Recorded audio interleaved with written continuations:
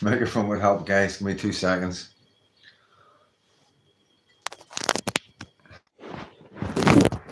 So, guys and dolls, Freedom Dad here. You're just jumping on it, and it's not live anymore. We're going to be talking about the Protestant and the Catholic thing, you know. Yeah, don't know how I'm going to get through this one, like, but we'll have a go. And I'm only addressing it because of my videos and, you know, some of the feedback I'm getting, which is very, very small negativity, you know. This is just for you guys that aren't going to be on the live and you have just jumped onto this video now, giving you the heads up what's about. I don't know what I'm going to say. I've got nothing wrote down. Wee bit bunkered, boom, straight in there. Vanda, oh, you were close, Vanda, Deem Tracer. So yeah, I'm just letting the people know that aren't on the live and they catch it later what it's about. So, you know, like I say, here to bring Protestants and Catholics together, you know, and it's difficult, and it's difficult doing videos and covering things because as soon as you go down one side, that's it. You know, a lot of people are like, oh, I thought you were inclusive and all the rest of it. What do you want me to do? You know what I mean? I never told Gerry Adams how to behave. You know, nothing to do with me. I just tell you what people are saying on the street, what Catholics and Protestants are talking about on the street. You know, and Window Man, hello. I'm going to say, Colin, hello, bro. Yeah. So at the end of the day, like, you know, yeah, I interviewed Jamie Bryson as well, you know, because he was there. What do you want me to do about that? If I'd interviewed anybody that walked out them doors, they asked them what was going on. You know, at the end of the day, we need to get over all this, carry on, you know, and, oh, you like him and you talk to him, and, you know, I'll talk to anybody, you know what I mean? Guarantee my safety in your Republican areas and I'll come in and talk to you, you know what I mean? It's not as simple. It's not just like, I'm just nobody and I can just go anywhere. You know, that's sometimes I think you think that.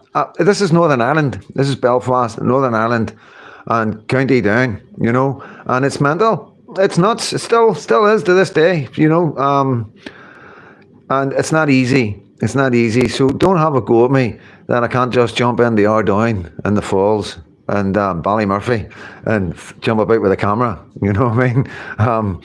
Yeah. It is a bit difficult. Maybe one day, you know what I mean? Maybe one day, we'll see. But I am trying my best, guys, you know what I mean? So don't shoot the messenger, okay? And if you come on, if I have somebody, if I'm interviewing anybody, I don't care if it's Protestant, Catholic, Muslim, Jew, Hindu, anything, a monk, and any side of politics, doesn't matter who it is. It could be Keir Starmer. I have a rule that you can't give them abuse in the comments. And if you give them abuse in the comments, they are removed. It's as simple as that. We don't block you. We remove the comments because it's, you know, it's freedom of speech, but it's not there for you to use it as a platform to throw hate at people. I don't do it. You know what I mean? You know, maybe with Starmer and that, you know what I mean? But with Gerry Adams, you know what I mean? You know, like, you know, I've got a lot of time for a lot of Republican prisoners and the guys in hunger strikes and all that. You know what I mean? At the end of the day, I was in jail with a Republican prisoner in England when I was 18. And, you know, we had to stand back to back against, like, you know, if you had seen that jail, Aylesbury, it was the roughest jail I've ever been in my life, you know. And, yeah, we stood back to back because we had to, and we learnt a lot from each other, and we learnt a lot about each other, ourselves, each, as human beings. You know, and so don't come on and throw comments down saying all this nonsense about me being one-sided. And, you know, I am a Protestant. I am an ex-loyalist. I was an ex-loyalist prisoner. You know that. You know, come on. I'm being transparent, so give me a break, guys. But we'll go on to it. We're going to get some comments, and then I'm going to deal a bit more deeper into it, and we'll look into the psychology a wee bit of the Protestant Catholic thing, loyalist, Republican. How do we go forward? You know, me. You know, we're going to talk about me today, the night. You know what I mean? And how do I go forward with this? You know what I mean? But don't give me any. I'll tell you when to go with the comments, right? Just relax. Let's say hello. Okay. Window Man, good to see you, mate. Sarah. Good to see you, Vanda. Window Man again. You're saying hello, Talger. Good to see you, bro. Jay Noble. Good to see you, son. Giggles. Always good to see that name. Colin, all right, bro. How you doing? You're doing well with the wee hangman. A bird bath, is it? I can't remember. Forgive me. Oh, it's a carp pond. Yes, sorry, a bird bath.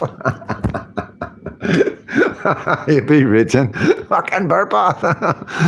He's been building it for ages. It's looking really good. It's looking really good. Joe Capone, how you doing, bro? Kenny McDermott, thank you. Yeah, hit that like button if you want, guys. You know what I mean? So we'll start behaving like real YouTubers, eh? And a real YouTube community. Hello, Vanda. Yeah, you're saying hello to each other. Paul McEwen, Aberdeen beat us, for fuck's sake. Oh, dear. All right, bro, and chat. Tell me this, Freedom Dad, is Tommy getting trial by jury? I'm not 100% sure. I've got a funny feeling he will, you know. If he speaks to the right people, he will. Let's put it like that. See if he speaks to the right people, you know. Hopefully I'm going to bring some of these guys on my platform. I'm not going to throw any names out yet. But yeah, there is people there that have to do with the Constitution. And me personally, I know, you know, I just think as well that some of these guys know a wee bit more than the barristers and all that. And that's what I'm saying, you know, they're getting results. They are getting results. And I don't know why they can't use that system with Tommy. That's not, you know, it's nothing to do with me. Like I say, I'm Freedom Dad, nothing to do with Tommy or anybody else. I'm a one-man band. I keep saying this, you know, nothing to do with Lindsay and Orla. They do their thing. All the other YouTubers, I am with nobody. I stand alone. You know, if I go down on my own. I don't take nobody with me. Hello, Freedom Dad and everyone else. Hello, Admiral. Good to see you, mate. I think I got funny, Colin. Big bass boom. Keep the faith, people. Smash that like button. Cheers, James. Trouble you, yeah. How can I even charge Tommy? It's supposed to happen in Cyprus, no jurisdiction. Yeah, I know. But it's like I tell you, with the Islamophobia laws and all that, you know, it's not about none of that. It's about where the person's offended. You know what I mean? It was on the mainland. What happened to Tommy was over there. What Tommy done? We can't say too much, okay? Can't say too much. It's all allegedly, and I'm not fucking can't even risk it. Anything to do with Tommy, we do not talk about anymore until his legal team sorted it out. I'm sorry, guys. I cannot risk anything against him, against me, against this channel. You know, Black Belt Barrister has given the word. You know, be very careful, YouTubers, what yous are saying. So I'm taking that on board, and yeah, I'm going to go cautiously with this because I'm not that well tuned, and you know, at the end of the day, we don't want to do him any harm. So you know, I'd rather leave it to his team, because they have legal teams that know exactly what they can put out. So I'd rather stick it with that, guys. So I'm not going to go into it, but like, you know, I think most of you know, I can't say anything. All I can tell you to do is go to Rebel Media. Go to Rebel Media, Rebel News, or whatever it is. Alza Levant, fucking words, man. Go to his. He's done a video about it, explain it a bit better. And yeah, because he's in Canada, so he can get away with it. You know what I mean? Wouldn't be surprised. Handpicked by the government, yeah.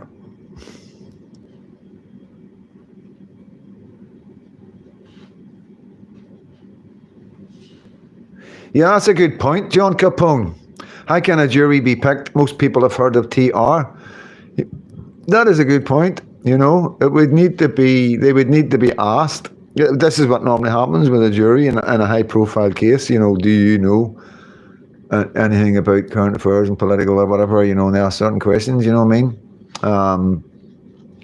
And they ask, can you give an unbiased fucking thing? You know. That's what they do, mate. That's, you know, they have to get a jury. It's the same as every high-profile crime, you know, that we've seen. What are you chewing? What's your toy? Every high-profile trial we've ever seen, everybody knows about it. You know, especially when it's children. Well, it used to be like that. Remember the old days when our children got harmed? There would be explosions of media outputs and media here and there, everywhere. Like, media has the vans were coming in, people banging on the vans. Remember them days? Yeah, them days are gone, aren't they? See, we had about how many? 50 grooming gangs? Well, 45 to 50. I don't know the exact figure. Let's say 45. Many of them, did you see, getting treated like that? You know, so, you know, to change times, you can't even compare. The last 20 years have just went again crazy. There's no two ways about it, guys. It's absolutely, no matter what you talk about, they do with anything to do with politics or our social policies, and social media and the media, it is just, you're like, you're just blown away that you're actually talking the way we're talking. And I always remind people, this isn't right. This is nuts. This is absolutely off the scale craziness, guys. And the only reason you aren't thinking like that is because you're getting climatized to it,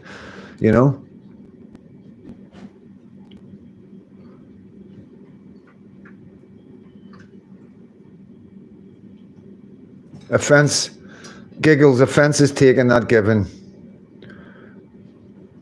We can be skeptical, yes, John.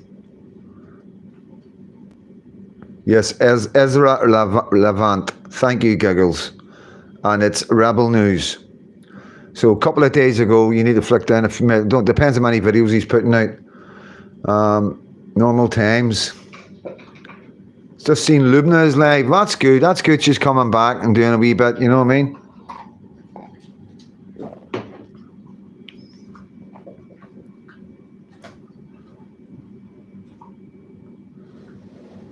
Diplock courts. No, mate. It's just like certain cases you've got a right to the trial. If it's a high court, mate, you know what I mean? So when you go through the magistrate, and then the magistrate knocks it up to a high, and that's when you get your jury, Like, I pled guilty. I got charged with conspiracy to cause explosions, you know what I mean? And I was like, fuck, you know what I mean? That was like 18 years old, like, whoa, you know what I mean? And I pled guilty, you know what I mean? And plus there was CCTV footage, I'll be honest with you, like, even back then, you know what I mean? Can't make it up. I'm not going to go into it, but yeah, they did. I was a young boy. They done a lot of scurs, you know what I mean? Let's be honest, like, they knew what they were doing, and yeah, hindsight, maybe wouldn't have pled guilty, but, guilty as charged, guys. It's only by design to make it more acceptable for thy peaceful ones. A wee bit about our flags. Any word on how the demos went in the UK today? Yes, as far as I've seen, there was good numbers in Glasgow. I think Glasgow might have been the big one.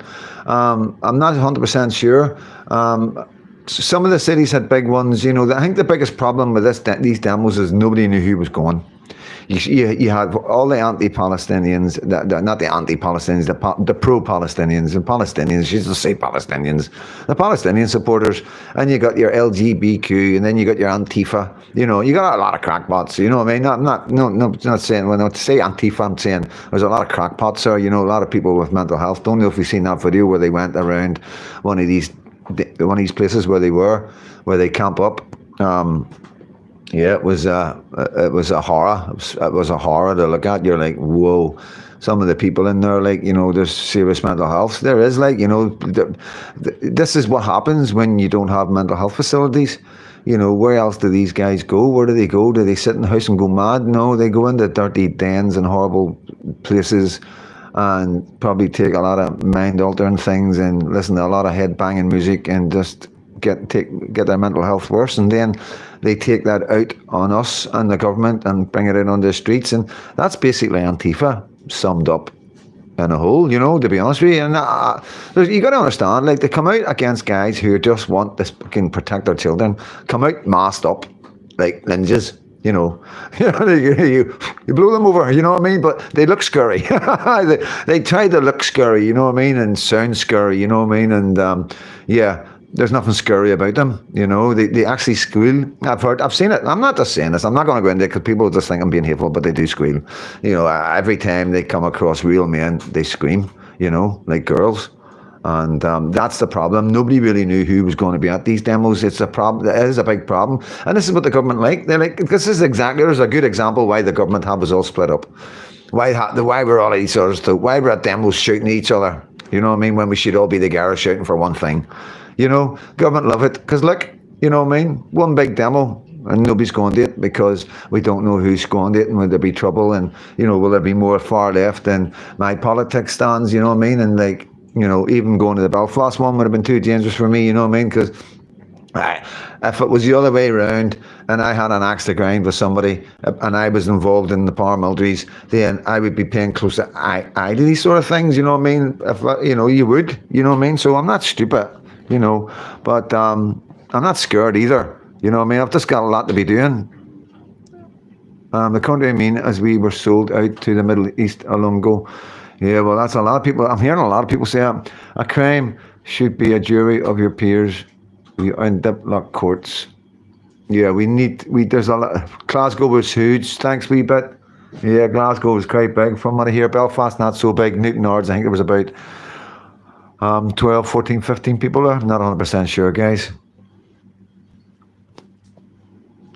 Kenneth, my dad, Presbyterian, my mother's family Catholic, Donegal, Scots Irish, Donegal, possibly Planters.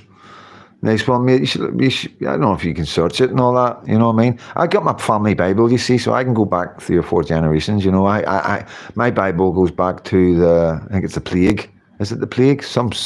But my great grandfather, I think, had about 10 children, and like I think about four or five of them didn't even make it through past 10. Some of them were 1, 2, you know, all different ages, really young. A lot of young kids were dying back then, and I think that's why they were having big families, for more chance of more kids surviving, I suppose. You know what I mean?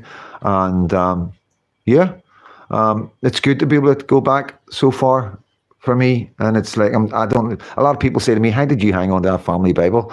And I have got no clue. It just kept coming back to me. You got to believe that. It just kept coming back to me. You know. So make sure anybody I haven't said hello to.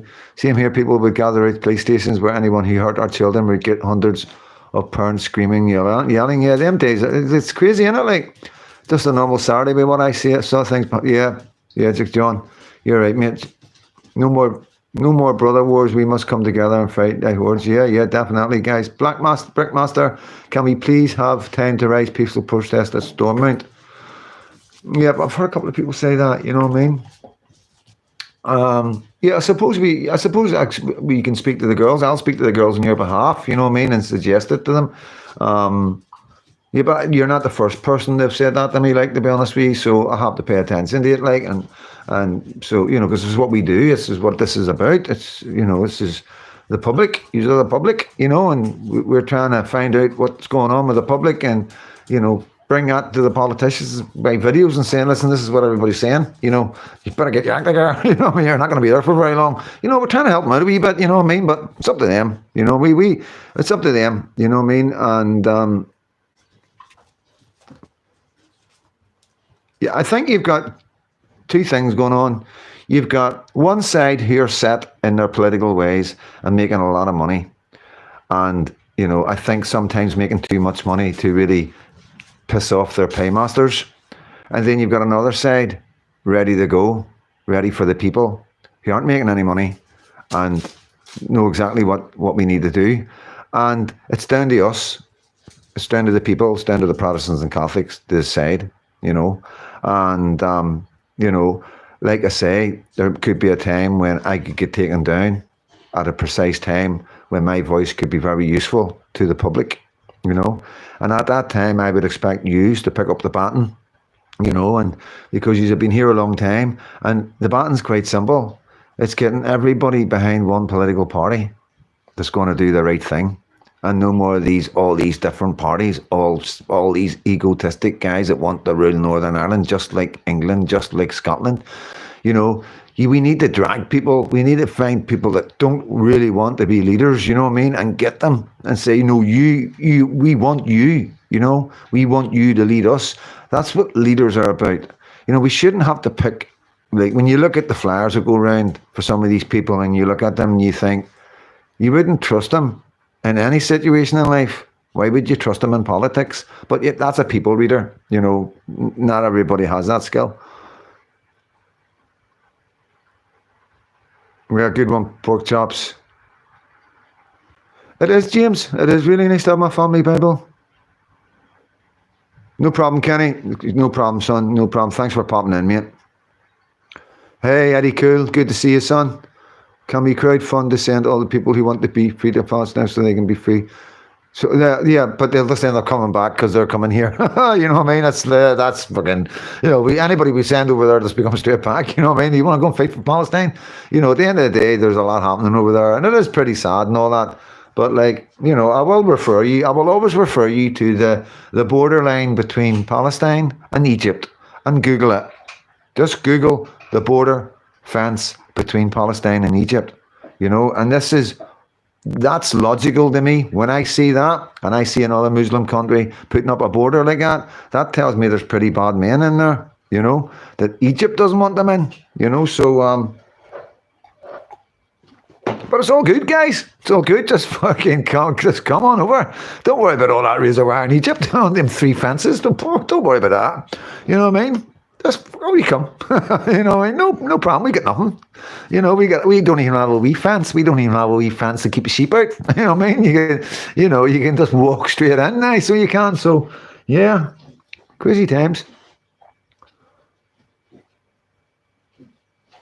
Yeah, you're always working hard, mate. I don't know how you find the time to do your online stuff. Like, fair play to you, mate. Oh, I'm at the bottom. That's the first.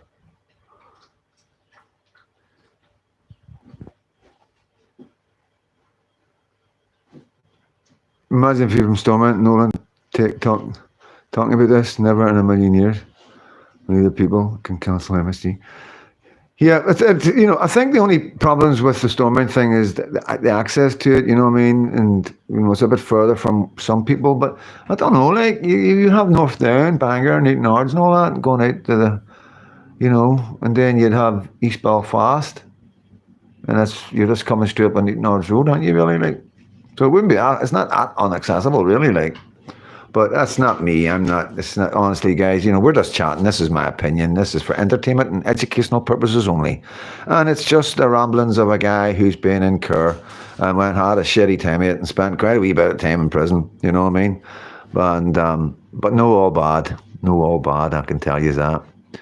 Time to put away the orange and green and come together for it right. No, see, we don't need to put nothing away. This is like, we need to stop that, We don't need to put nothing away. Nobody's asking, why would you want to get rid of so much tradition that has been ingrained in both communities, sent down by generation for so many years? Why would you just say, no, you can't have it anymore? We wouldn't expect that we wouldn't ask that of the Republicans, and we wouldn't expect them to ask that of us.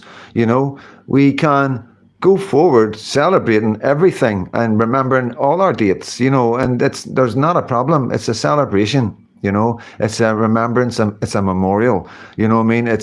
That's it. It comes and it goes, you know what I mean? Like Christmas does, and it's not that big a deal, to anybody apart from the people who are actually involved in it, because it means so much to them. You understand?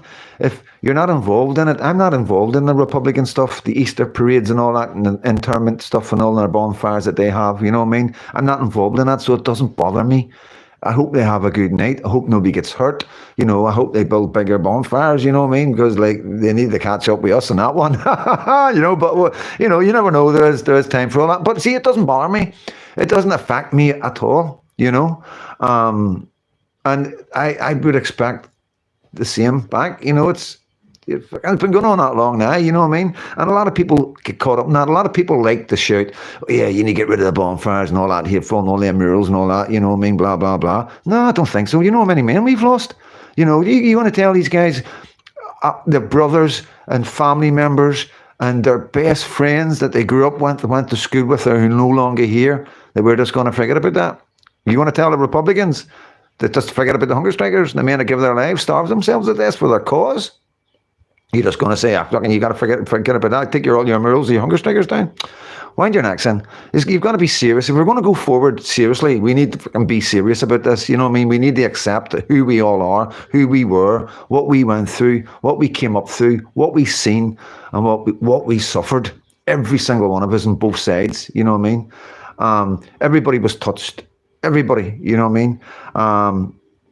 Anybody that was unalived in an area would have lots of friends and lots of family. So everybody was touched. Please believe me. Mental health, trauma, and every single one of them, thousands and thousands of unaliveds in Northern Ireland. You've got hundreds of people touched by each victim. So that's the scale of this. This isn't just about murals. These are about family members, loved ones, and friends, And, this is this has got to be the common denominator going forward of anything to do with loyalists and Republicans, you know what I mean? when you start to take them away, that's when you're going to have a problem, you know what I mean? And they could use that, you know what I mean, too, because I keep on telling you, they want us on the streets, they want us to cause problems, they want us to start rats and all the rest of it. You know, they want to bring in more martial law than we're already under. You know, they want to take down YouTubers, they want to take down TikToks, they want to blame us, they want to blame me for everything that you do on the street. Oh, Freedom Dad, he's always banging the drum and saying this and that, you know what I mean? Look at young Glenn Kane from the Shankill, you know what I mean? Fuck's sake, you know what I mean? He was a loyalist, he was a royalist, and he's a Protestant, okay? Brought up in the Shankill, right? Just not far from the village and Sandy Row and all the rest of it. Like, and this is what you got to remember. We've got to remember with these men. These are the men that they're taking to court right now for freedom of speech, trying to say that they're far right racists. You know, they forget who we are, what we've been through. You know, what they allowed. You know what I mean? What they pushed onto us was far right and extremists. We were the ones that pushed it back out again. We were the ones that pushed whenever, you know, and I don't like saying this about the National Front and the BNP and everything, because to be honest with you, some of the things that they've said has come to fruition. You know, I don't agree with only a white membership. Right? I've got a problem with that, which is fair enough. That's me personally, but I don't disagree with anybody that has them politics. You know, as far as I'm concerned, if you can have black-only organisations, what's the problem with the white-only organisations? You know, but personally, I do believe, where my gripe is, I believe that there's really good British citizens out there, Northern Irish citizens out there that are black, that would love to go into some of these organisations, and they're not allowed to. And that's where I'm sticking at. Even if there's only one out of the thousands in a political party, if there's only one guy of colour that wants to be in that political party, I think he should be given the right to join it, you know. And that's my personal gripe, and it gives the government ammunition. But they see, they don't use the ammunition from Black Lives Matter. They bend the knee for Black Lives Matter, and we've seen over and over again more and more evidence of the racism to us and the black supremacy, as they like to have the T-shirts and everything, and they're quite open about the racism towards white people, quite open about it, you know, and nobody bats an eyelid. Nobody bats an eyelid. But I get Tony Martin on here, the leader of National Front, and people are going, oh my God, you know. But you need to listen to it. If we're going to be called the far right, then we're entitled to get the far right on here and find out who the far right truly are, you know. And I know who the far right truly are. And some of these boys that are up in court are not far right, you know. They're Protestants that were brought up in a unionist country with Union Jacks, red-handed ulsters, and the rest. You know, you fly your St. George's flag in England, and people call you a racist. Okay, so that it's a rhetoric that gets sent. We've been dealing with this for a long time, you know, and Glenn will prove in court that he's not a racist, or he's not. You know, it's the way we've been brought up. That's all it is. And, you know, it has been confusing for young men growing up, especially when we had the National Front and other extremists from the far right coming in, because we were unionists. Of course they're going to come here. They were over here all the time in the 80s, and they were pushed back out again, you know, because it was too extreme. It wasn't what we were about, you know. Like I say, there was a black man in the UVF, you know what I mean? And we were not racist or far right. You know, I was in prison with this man, you know, on the exercise yard as a fellow loyalist, and I didn't see any difference at all, you know. Thought it was, you know, it was funny how he got caught. You know, we all had a laugh about that, but, you know, he should have wore gloves. You know, that's the truth of it. He should have wore gloves. And, but at the end of the day, there's loads of evidence that we can bring that we're not like that. And I know it's difficult when you see all the Union Jacks and the bonfires and the King Billy and all that. It's easy to presume that we're all racist for some reason because of the rhetoric of this Union Jack and the rhetoric. If you fly your flag, then you're far right and racist. I never made that rhetoric up. None of us have done that. None of us in England, none of us in Scotland have done that. You know, we haven't done it. Look at the Irish. They're out with thousands and thousands and thousands of tricolours. And what do the headlines say? Far right. Because they've got their flags. You know, so this is the kind of things that will be addressed in all the court cases that are coming up. So we get it down on what's going on and how we're being. See, like you see with Southport, the Starmer, you're off right. He came over here and called us off right. I don't know how many views that video got I done. It was a lot, and flew into Northern Ireland, brought a lot of ethnics into the police station, and then stood there and called the rest of us locals all far right and racist, more or less. Called us all racist. So he did. You know? And now we find out there's been inquiries done, and it was nothing to do with far right, the Southport rats. It was just angry people being fed lies by the government and them locking people up. You know, one man's still in prison for saying, I don't care what anybody says, that guy's a Muslim. He's in prison for that still. Because the government were saying that he was being hateful, because they were saying he wasn't a Muslim. He was a Welsh boy. That was the statement. Oh, no terrorism. They found racing within 24 hours and they were still standing there saying, oh, it's nothing to do with terrorism. And then when he was called out, when Starmer was called out about it, he was like, oh, but I couldn't say anything because it was an ongoing trial. We've got evidence after evidence of them not shutting their mouths up after when they find stuff. You know, every single time we can go back to the IRA days, we can go back to the Loyalist days when they were getting terrorists and they were straight out, look, showing all the guns and everything, and look at all the rockets and the drug dealers, look at all the drugs, and you know what I mean. So we've got evidence that that's not really true, Mr. Starmer. You know, you're lying. You're lying as usual. He's the biggest liar we've ever had as a Prime Minister, and we can log it. It's all there, and you know, it's shameful. Shameful because his family are going to know this. It's never ever going away for years and years and years. What Starmer's done to this country.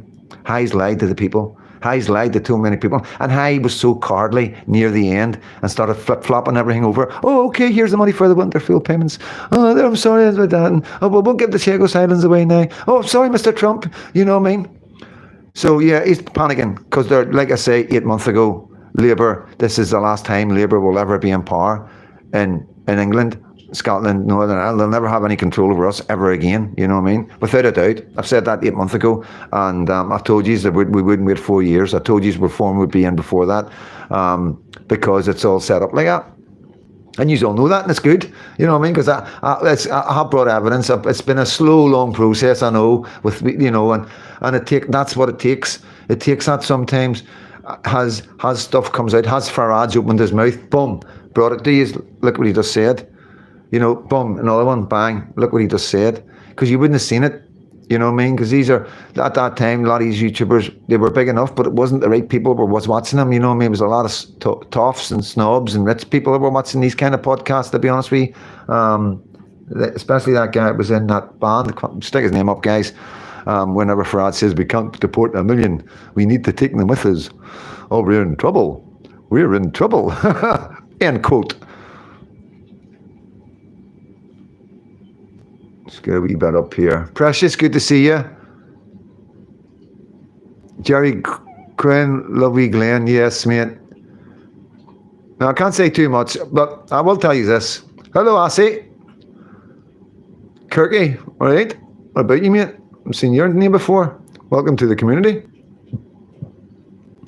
Plenty of red flags in China. There is indeed, like.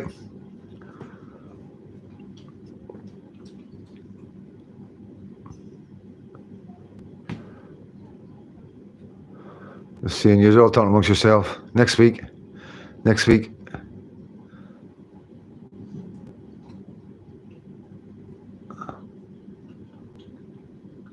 Oh, you're talking amongst yourselves. That's good. I like it when you talk amongst yourselves. Anybody get any questions? Winston Marshall, thank you. So yeah, there was a lot of stuff came out that a lot of people didn't see and pick up on. You know what I mean? And then there was the big speech. When he says, reform, we will deport anybody that comes into this country illegally when we get elected. And everybody's like clapping and cheering. Yes. You know what I mean? If that is 3 years away till they get elected, everybody that's here is not getting deported. Anybody that comes in, that's why there's so many boats coming over, you know what I mean? And truthfully, this is what will happen. Nigel Farage will be in power for 4 or 5 months. Fake some sort of illness or for health reasons, step down, and there will be a new Prime Minister with different promises, with no promises, because he won't have made any promises, because he won't have been in that position. And you will end up with a Prime Minister you never voted for. You know, that's what's going to happen with reform. They're using Nigel to convince our most vulnerable right-wingers. They are, there's no two ways. Nigel Farage is the worst of the worst. That's the way I see it, guys. There's not a worse thing you could do as being used by these men to convince our most vulnerable right-wingers, the ones that don't go online, the ones that aren't awake, that he's the answer. He's the answer for Great Britain. He's the answer for their grandchildren. It's very, very sad. Very, very sad. Do you think there is any hope left for Ireland, or is it too late? See, Sam, David, I have hope, right? My problem is the EU and the power that they have. My problem is listening to Gerry Adams in that video and how sure he was of the next election. You did hear that. You know, he said that. We'll see. Just run against us and you'll see. Basically, that's what he said. And that worries me when the whole place is screaming Sinn Féin out. When you've got the people at rallies and people at everywhere, every video, you see the comments from the Irish people and the Catholic people. They are despised for what they're doing to their country, you know, and it doesn't make any sense. Why would you sit there so confident that you're going to do well in any election when the country's putting you down so much? So that concerns me, you know. The only way Ireland can save itself is by complete change of government. There's no two ways about it. Complete change of government. There needs to be a political party that people can get behind. Like in Northern Ireland, we need one political party that everybody can get behind. And that's what Ireland needs. And if you get that political party in, they will do the right thing. They will do the right thing. But, you know, like the Bidens, you know, what happened to Trump the second time round, you know, I don't think he lost that. I do believe they'll cheat. There's things going on in Romania that are quite frightening, you know. They've took away one leader, replaced him with another leader that is very EU influential, and at the same time, we've now started to move towards Europe as well. So that's concerning. There seems to be something else at play here that is worrying me. And the only thing that's going to keep these governments in is a war. There's no two ways about it. But I think that's also down to us, you know, what we do then, you know, and I'm not going to say anything, but we would all know that the war would be generated and started against us, you know, to put us down, to stop an election, to stop us getting in people that they need to do the things that need to be done. So yeah, it is really concerning. There's so many things going on, and it's a bit out there. It's a bit far out there for people to really understand. It's not something you can actually tell people, like convince them, because you don't have the receipts. But I think most of you know, most of you guys are on the same page as me, and we're all sitting here with a wee bit of a worry, thinking what's coming and when's it coming? Because there's definitely something not right. There's definitely something not right, you know. Something's going seriously wrong. And yeah, it is worrying. For Sinn Féin to turn like that against their people and against the country of Ireland after fighting so long for it, you know, being so instrumental in the Troubles and in the armed struggle for the Republican movement, for them to turn like they have is mind-boggling, and that should be enough for you guys to know something's not right. If they can buy Sinn Féin, then we're in trouble. That's what I think. You know, who's the strongest? It's a hard one. Our politicians are the Sinn Féin politicians. You know, the Republicans. You know, I would say we were defenders. They were attackers. You know, so they were sort of more prominent. You know, where we were more defensive. You know what I mean?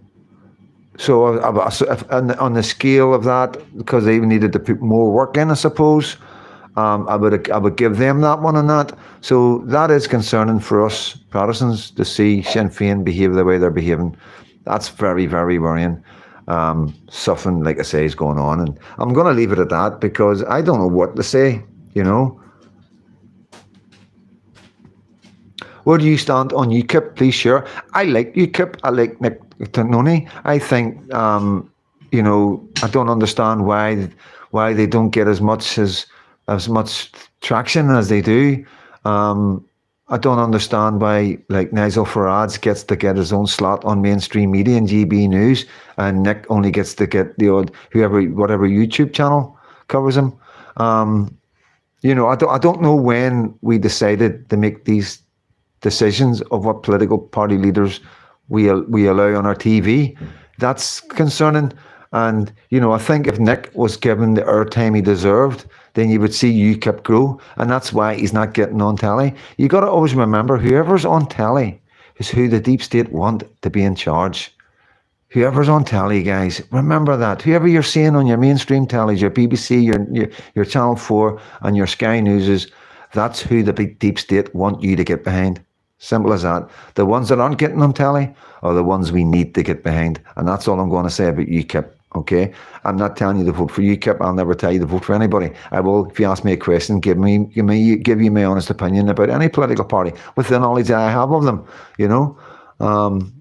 Seemingly a lot of poor bookkeeping when it comes to costings of infrastructure shortfalls in.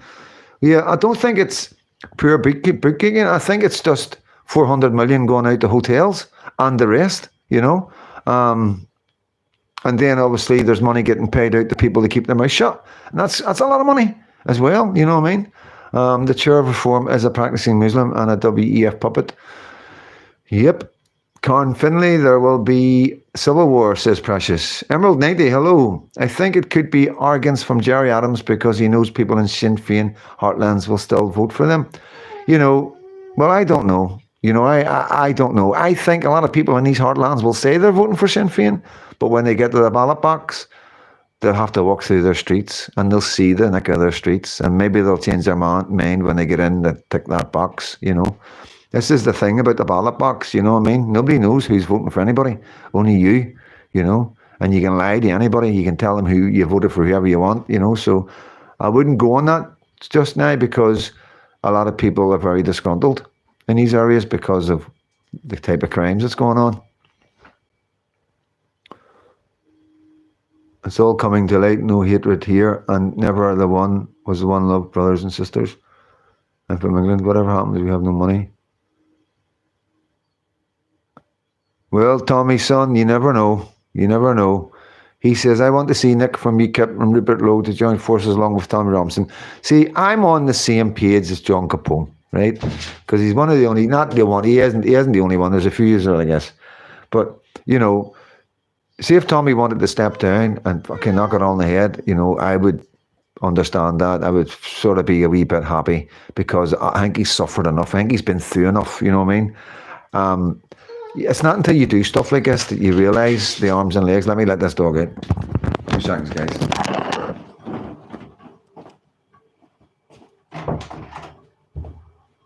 Come on, kiddo. Here. Come on, let me go.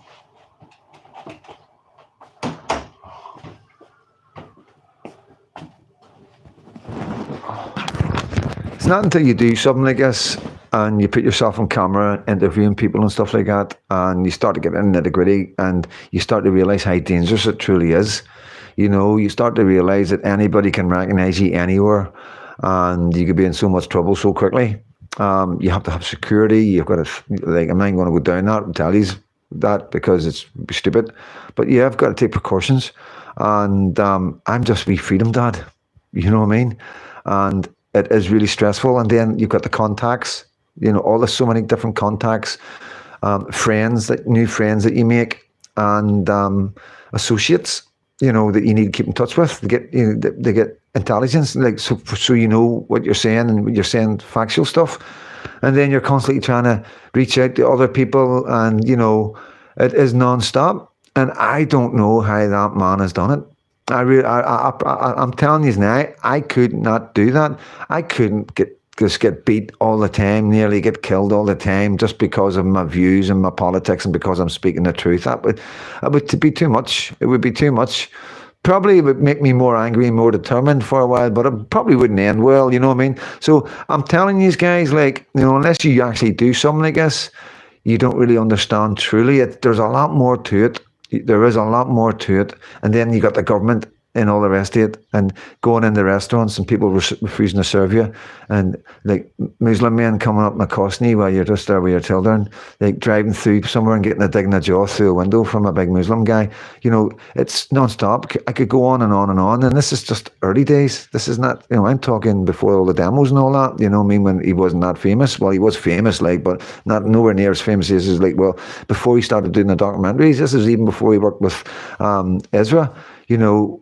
Just that wee small space is like, fucking hell, you know. But yeah, he deserves a rest. John Capone is right. He doesn't like everybody going on about getting Tommy out and Tommy doing this and Tommy doing that. He feels that's a lot of pressure on a guy who's been through an awful lot, right? And I'm getting that now. I'm starting to feel that way. Like I don't really want, I don't want him coming out and because the stress of it isn't good for your health. It really isn't. It isn't. It'll kill you. It'll end you. Yeah, that's what they say. Stress will end you. And I know how much stress I go through in wee Northern Ireland. You know what I mean? So God knows what stress he's been through for the last 20, 30 years, guys. And we've just got to remember that. You know what I mean? I suppose. Right, dog's wanting back in, guys. Tommy will need healing when he's out. Yeah. Well, we used to go on holiday, get the jail. We called it getting the jail out of our head.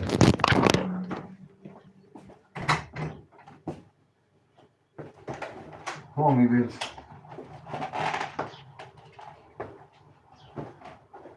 Right, go and get your phone. Go and get your phone. Right? I'll get you in a minute.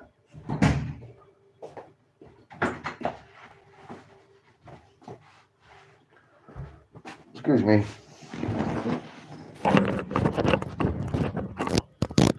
Right. Whoa, a couple of big massive ones there. Excuse me. UKIP are still politicians. England needs an independent and so does Ireland. Someone that can speak for all the people here, north and south. I have hope as up here in the north can be as one people. Yeah, there's just so many things at play. It's not like even if you try and do that, you're gonna get kickback from opposition. The government. The British government will do everything to fight that, and they'll use whoever they need to use to fight it, But this is the thing: if we go forward, and we talk about it, we can look out for these things. So when somebody stands up, so imagine in say 5 years' time, right? In 5 years' time, and things are really bad, and everybody is completely decided we all need to come together. We all need to vote for one political party, And at that stage, anybody standing out going against that would stand out like a sore thumb as a paid operative for the state. I think that's where we would go. I think we would be in a position where enough people would be awake, enough people would be looking out for it. Anybody that came up against whatever, say it was Orla and Lindsay, and they were a political party, and they were saying, vote for us, and we will make sure we sort this place out, and we will protect this place for hundreds of years. Everybody would be like, yes, thank yous. And then you have a couple of these guys coming up, whether Republicans and loyalists or whoever, and go, oh, that's not happening. Something bad happens and all the rest of it. Then we would know, people would know, And I'm hoping in that situation that them showing themselves to the country of who they truly are would stop them, and they would just go, you know what? Keep your money. I'm going with the people. That's what I want to see. That's what I think. Because I know these guys that are in situations right now have been brought up a certain way, and they believe certain systems and beliefs, okay? But if what I'm trying to say, guys, is what we believed in the 60s, the 70s, the 80s, the 90s, and the 2000s, right? Up to now, up to the last 15, 10 years, right? It's changed, It's changed. It's not the same team, you know what I mean? The whole team's changed, It's a different type of football, if you want to talk like that.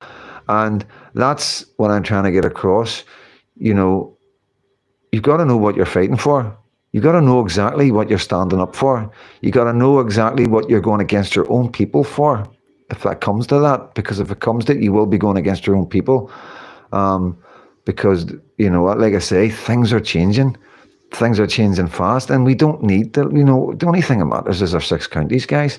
The Red Hand, the Ulster, our bonfires, our 12th of July, our traditions and culture. That's the only thing that matters to us. Why should we worry about Westminster and Great Britain when they don't care about us?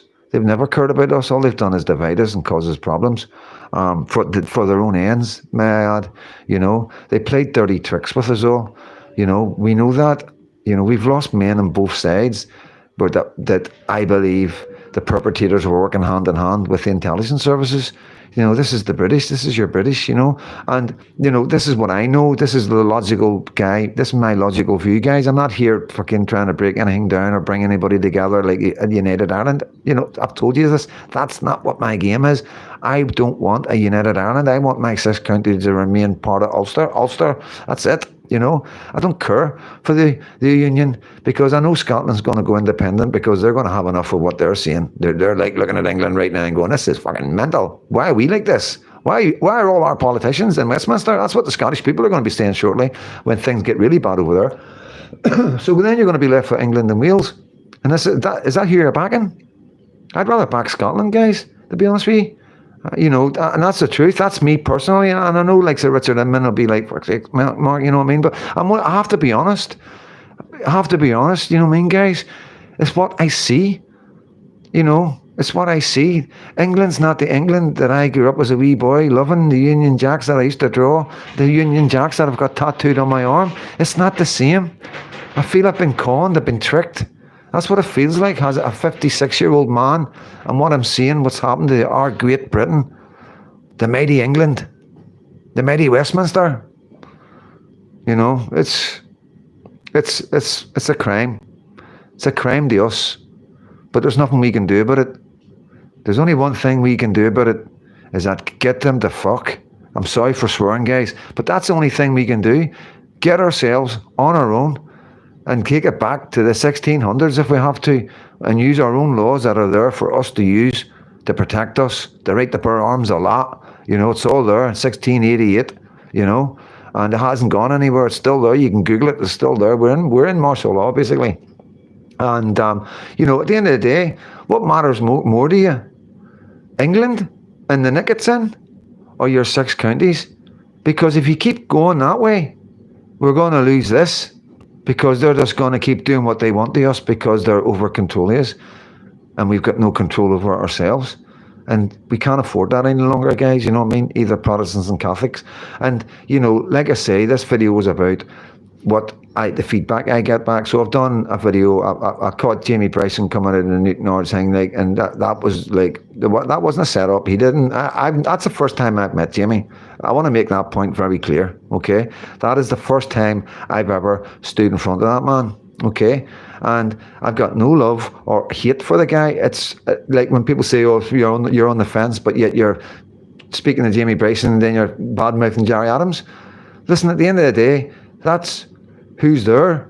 That's who walks out. That's who I need to ask to get the answers about my murals.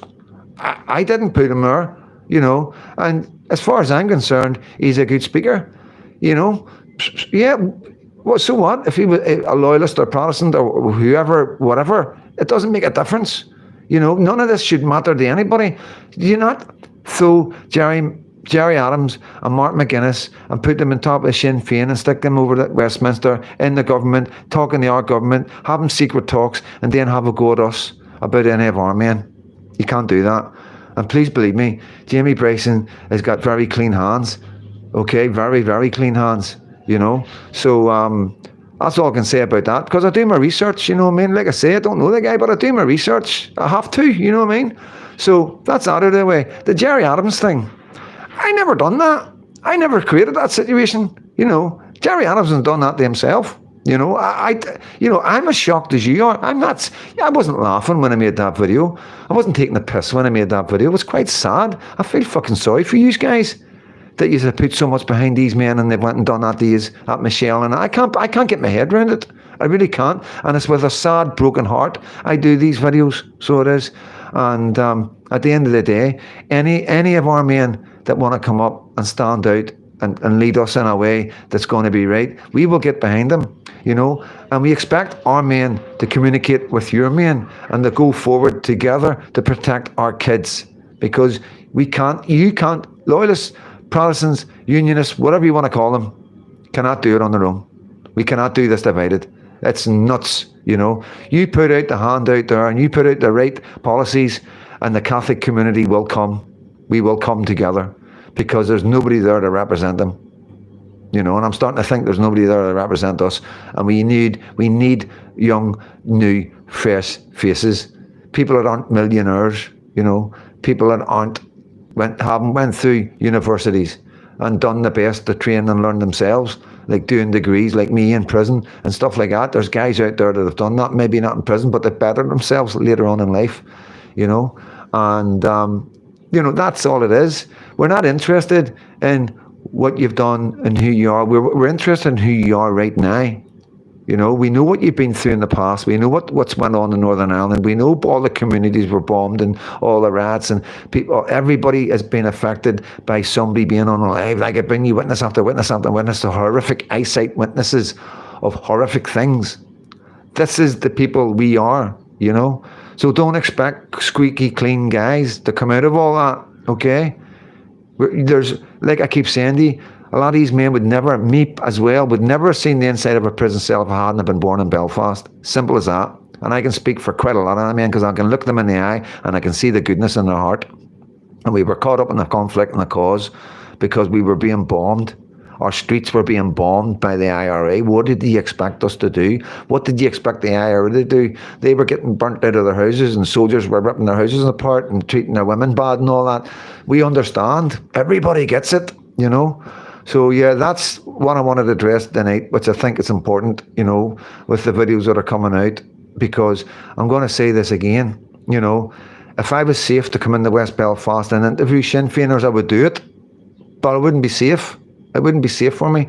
So you got to remember that, guys. There's only so much I can do, and I'm doing my best, and I'm trying to keep it right down the middle, but it's difficult. It is difficult. And, you know, like I've kept on saying, I'm a Protestant. I love the bonfires. I love my 12th. I've been like that since I've been a wee boy. I like it more than I like Christmas. And I mean, just thinking about it, my heart starts beating. I get excited. I don't even know what I'm going to be like trying to do this on the 11th night, trying to bring it to these live and all that, carry on and do interviews. I don't know how I'm going to manage it. I really do not know how I'm going to manage it, because I know where my head's going to be. I know how excited I'm going to be. And because the wee boy comes out in you. The wee boy comes out on us all at bonfire time, because every one of us as wee boys trailed wood through the streets to build our bonfires through June, you know what I mean, up to July. We're starting a wee bit earlier these days, like, but, you know, it's because they're bigger, you know what I mean, they're bigger bonfires now. So, but yeah, this is what we need to accept. Catholics need to accept that, and Catholics do. Fucking so much love. Well, like, I've been doing this for over 500 videos, and I've always been open and honest about who I am, you know what I mean, and so much love from the Dubliners and the Southerners and the Limerickers and the Catholics, and, you know, even Catholics in Northern Ireland. So much love and respect and hate. Yes, I know, small amount of hate, but that's what I mean. They're going to get smaller and smaller, and then eventually they're going to get left behind. You know, you need to get on the train or the boat. You know what I mean? You all need to get on the boat before you miss it. That's my advice to you guys. Lose the hate. You know, lose the hate. And as far as the demos that the girls are doing, the next one's on the 21st of June, 2 o'clock outside Belfast City Hall. And what I want to say, guys, is, you know, pass the word round. You know, bring a few friends with you, but leave politics, leave your politics and your religion in the house. This isn't about politics. This isn't about religion. We're not here trying to vote anybody in. We're not here to try and encourage anybody. You know, if there's speakers with political backgrounds, there'll be speakers with political backgrounds. You know, at the end of the day, we know who we are. We know what any speakers that come up, Lindsay and Orla, know exactly. There's rules and what you can and can't say, you know. We're very focused on the direction we're going in. As patriots, all of us, I'm talking about us all, you know, and us all are behind Orla, and Lindsay has a protective circle that's going to be around them, protecting them from anything that's coming, and to give them encouragement and show them that how brave, because they're not, you don't know how brave you are. When you're caught up in it all, and you're doing all this work, and these girls are working so hard, and you don't realise, you don't know yourself. So it's down to us to let them know how brave they are and how much it means to us that they're sticking their neck up above the parapet. And I think it's amazing. I think it's amazing, you know what I mean? And like I say, we've got a couple of men that are going through court cases that we're going to be dealing with. And yeah, I'm looking for, like, and then it's a funny wee situation I'm in. This isn't our thing where people are going to go, oh, you're biased. You know, listen, if you've got a Republican guy or a Catholic guy up in court for freedom of speech and you want me to come in and interview him, I will interview him. Okay, I will go to court and do all that as well, right? But in my areas, the guys that's up, I know them. They're my friends, you know. My friends, you know. I mean, there's no two ways about it. There's nothing I can say about that. We all grew up in the same streets. We all went through the same conflict. We all had to deal with the same stuff, you know. And you could probably pick anybody out of any community, and there's a good chance I would know him or been in prison with him. And yeah, so it means a lot to me, and I'm going to put everything into it. You know what I mean? I'm going to get as much help as I can, as much help as they let me, because there's a lot of help out there for them. I do believe they shouldn't be using any lawyers. They should be using our lawyers, our patriot lawyers. You know what I mean? Going using different lines of law. That's what I think. You know what I mean? But you know, at the end of the day, I'm quite confident that any lawyer can get them off of these charges. That's what I believe, you know what I mean? And if they don't, then they'll definitely get it in appeal. And if they don't, they'll take it to human rights, you know what I mean? Because it is a breach of their human rights. Just being charged with these offences is a breach of their human rights. Yeah, freedom of expression, freedom of opinion, and freedom of complaining about the government, you know what I mean? And just labelling people far right and racist and whatever is just not acceptable anymore. And I think we do now know that whenever the government go far right racist, we know it's the opposite. You know, that's the best about it. If they've got somebody up in court and they're going, he's far right and racist because he was doing this 20 years ago and he was doing this 5 years ago and 10 years ago, you know what I mean? And they're not really taking into account what the situation was 20, 30 years ago, you know what I mean? They're not really thinking about it, you know? It was a different ball game, man. And yeah, it was a different rhetoric, you know, but we were never racist. We were never, ever racist. I had a black doctor. When my mum was dying, I didn't know she was dying, right? So she was at the doctor quite a lot. And I would just be a wee boy going along the doctors on the Donegal Road. Anybody from the Donegal Road in the village back in the 70s and 80s know who I'm talking about.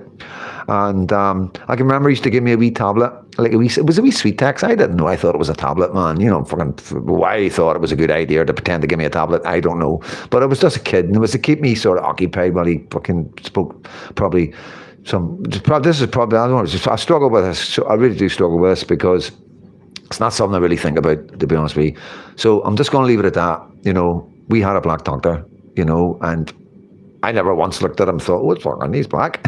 He was just my doctor, you understand? So that's how I know we weren't racist, you know what I mean? Because we wouldn't have had a black doctor on the Donegal Road in the 70s and 80s if we were racist. And there's many other examples I can bring, but I can only speak about my personal thing, you know what I mean? And there's other things that I brought, like the National Front March that went through the Belfast, and I seen the black guy walking along the street, and I thought, oh my God, he's in trouble. There's like 200 National Fronters here. This is like 1981 or something like that. And you would think if these guys were really that racist, they would have been right over and beating this guy up. Wouldn't you? That's, as a young guy, you're like, oh, he's in trouble. No, he wasn't in any trouble. So that made me, I always remember that. As a wee boy, I always thought, wow, that was weird. You know what I mean? So I've took that through in the adult life. And now, obviously, logically thinking, it's clear to me that, like, when the National Front came over, they used flags. They give everybody red-handed ulsters and Union Jacks, and that's what we were all about. You know, we were all about red-handed. We loved our flags, you know what I mean? And that's what they did. They used us, and we would be marching because we like marching, you know. And nobody really knew what the fuck we were marching for. We didn't have any problems with blacks or anything like that. There was never anything like that, you know. And that was only influences coming from England, you know. And they sort of used our obsession with the Union Jack and all that. And I'm being honest, we were easy to take advantage of, and that's the proof. Because if we were real racist, if them men walking down that Salisbury Square, that's where it was, walking down towards Salisbury Square, towards the going where you go right the Donegal Road, left to the Donegal Pass, and it was right along that before we get to the screen and all that. I can't even remember. Don't think the screen was there. Like, it was a long time ago, and yeah. That's enough proof for me to know us guys who we truly are.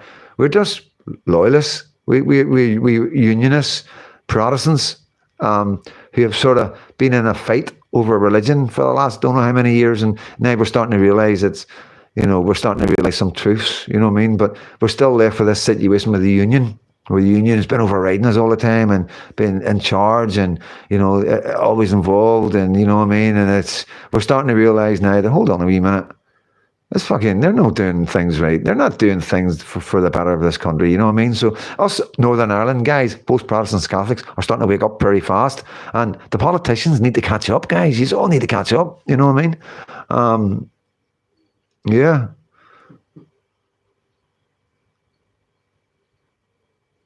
Cod and chips, sounds good. We're not racist, we just didn't like each other, but we had to stand together. We have to stand together. M&G, I can't the on the ground, flagstones. I can't the on the ground. Flagstones, I can't on the ground. Fucking hell, man, you're fucking, you drunk. You drinking? I need M&G. Yeah, you on the pipe?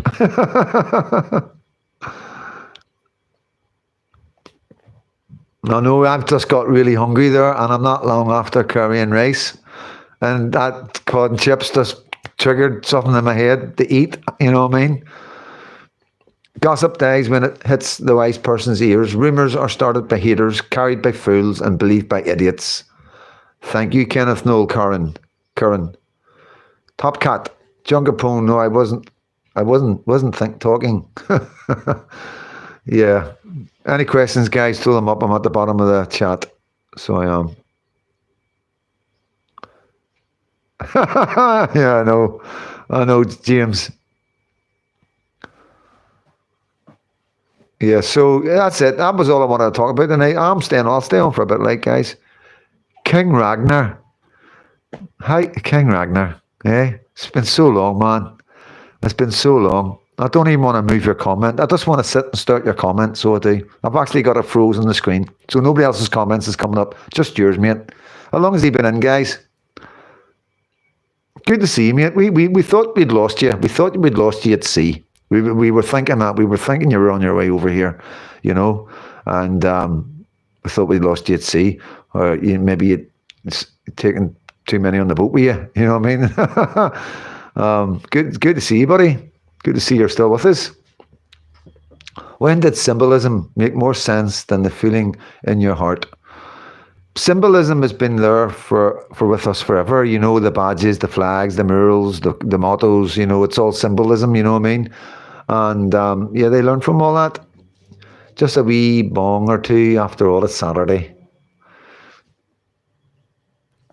Yeah, I'm going to stick kettle on, get a wee coffee. Love a bit of techno, Ragnar. Do you think Ragnar's a techno man, the Viking man? Remember that video went viral years and years and years ago? And he's doing the dance, the techno dance. Techno Viking, was it he was called? Do you think that's Ragnar? You weird guy, Freedom Dad, you look lovesick staring at Ragnar's comment. I know. I've missed him. Look, we've all missed him. Look, all right, King Ragnar, John Rankin. We talk about him in WhatsApp groups. We worry about him. We do. We talk about him at demos. I haven't heard from Ragnar in a while. I hope he's all right. Oh, dear. Don't lie, Freedom Dad. It's his picture you missed. Those handsome looks, say, King. I know. Like I say, guys, when people say to me about talking about gay and all that, I always say, listen, I've just never met a guy that I want to be with. You know what I mean? Simple as that. So, you know, I keep it sort of in the middle of the road, you know what I mean? You know, it's just, that's the way it is, isn't it? I've always liked women, you know, but I don't want to put people down either, you know what I mean? So I just think it's a wee way of keeping people happy. Good on you, Paco. Good on you. Quite a lot of people are getting that now, so they are, you know. I was quite interested in seeing the videos of the police pulling people over and it's legal. They're not used to that yet. They are not used to it. Ladies, please. Yeah, so thanks for coming on, guys. 110, it's could be number, like, so it is. This is the way I like it. You know, has anybody that's just come on, my channel's always been like under the QT. You know what I mean? My son says I need medical weed for the pain. Yeah, Emily, don't knock what you haven't tried. Oh, is that right, M&G? Fuck's sake. Oh, and as well, do you know none of us know whether M&G is a man or a woman? So, right, who thinks M&G is a woman? My son's saying, don't knock it. Yep, welcome to the UK, closing down sale, everything must go. Fishing, farming, that's not funny. No, I'm sorry, I shouldn't be laughing. National identity, farming, pensioners, and the rights of indigenous population, Little Miss Brexit. Well said, Kenneth.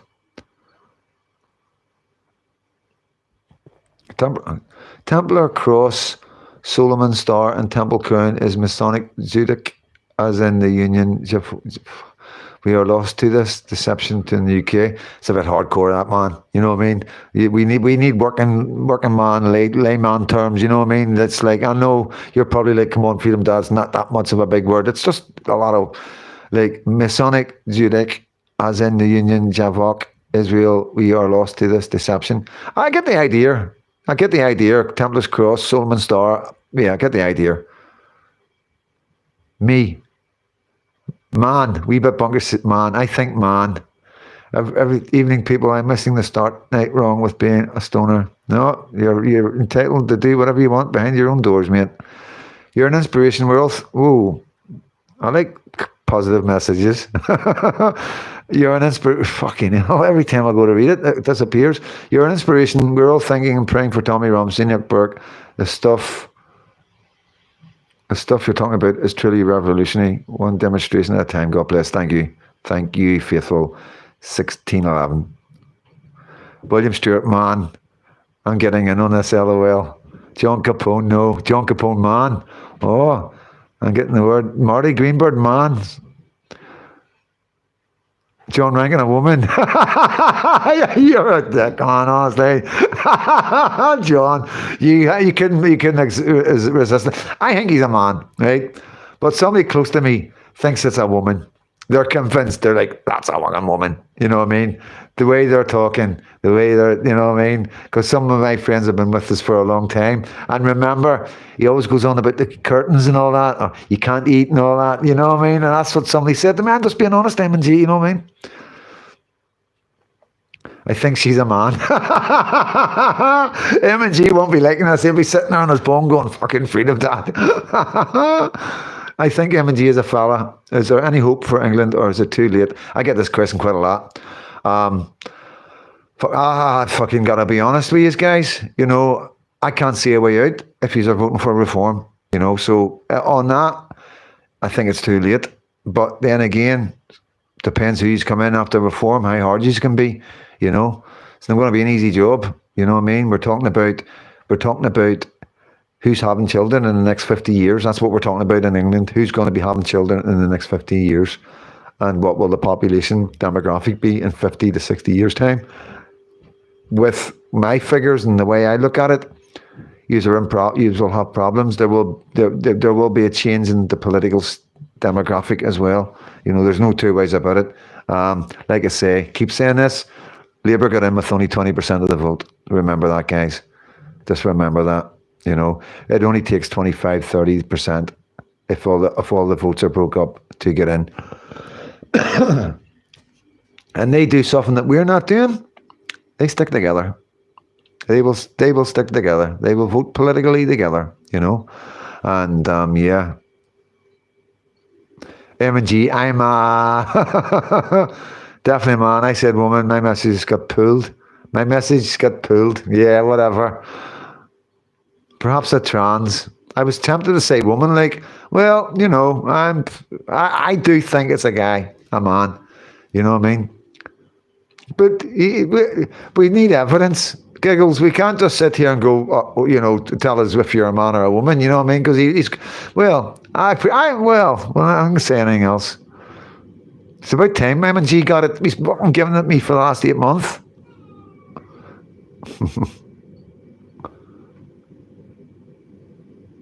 I do not think reform is the answer. Nigel Farage is just a people pleaser. Yeah, Nigel Farage is, yeah.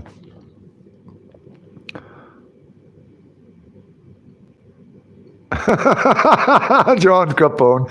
I Rankin dead on, mate. One guess only. You know what I mean? It's like 2 out of 3. 2 out of 3.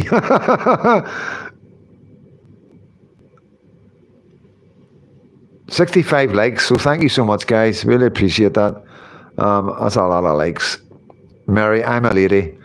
Yes, Mary, we know. we know that one. We can work out most days. M&G's just been a bit, you know what I mean? There's just suffering there, guys, I'm telling you. Any information on how many hotels are holding immigrants in the north? No, we don't. but we know they're spending 400 million on it. Okay, that's how much, and it's well over what they said they would spend. So, yeah. Oh, Neil Pinkerton, man. No, we will get that, mate. We will, Neil. We will. I promise you, mate. We will get that. Freedom of Information Act is a really good thing that we can use, you know what I mean? Then you can ask the government. It costs you money, so it does. But we will get on to that. I'll speak to the girls as well about that. And it is also something, guys, that you can ask your local politicians.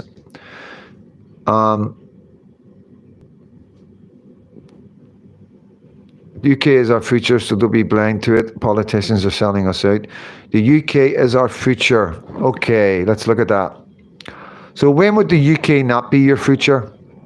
When would you say to yourself, if you look at the British Parliament, right, the government that governs us, and we see how many people that are in the government holding dual citizenship, so they have an interest in other countries around the world. You know, that's what dual citizenship is.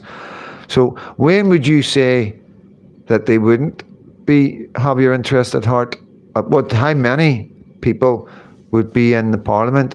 You know, because we see how they behave. I've spoke to you. I'm not going to go into it because it does come across sometimes. And, you know, like I say, I'm a Christian. I love everybody, but I'm just telling you what I see. I see men and women going in the Parliament and behaving in a way that isn't very British. You know, I don't feel that they care about us. You know what I mean? They care more about their own communities, and they care about their own countries, and they care about their own religion. And they don't really have any compassion outside of that. That's what I feel. You know what I mean? I feel that. Like with Khan, the way he's behaved, like the only country in the world to put decorations up for Ramadan, but yet we don't even see Easter on our Easter eggs. So yeah, there's a lot of things that I look at logically and think, you know, I see, you know, the First Minister of Scotland, you know who I'm talking about, when he done the everybody's white speech, and then we see the Labour leader standing in front of a Pakistani flag, telling the Muslims that we need more Pakistani Muslims in Parliament, and basically they're going to change stuff. That's the rhetoric. And I've seen so many videos of Islamic preachers and extremists claiming that they do tend to take over. That is their aim, that is their goal, you know, and you know, it's just something that keeps getting said over and over again, but like nobody wants to pick up on it. It's almost like they don't hear it, and we're the only ones that are hearing it, and we're like trying to get the government's attention and going, oh, over here, these guys haven't got good intentions, and our government are going, jail, you're far right. You know what I mean? You're like, fucking hell, man. You know, because we're logical thinkers, we can see what's happening, you know what I mean? And it's like, it's there, right in our faces. You know, it's in our areas, it's in our parks, you know, and we've been watching it really closely for the last 15 years in England. So, yeah.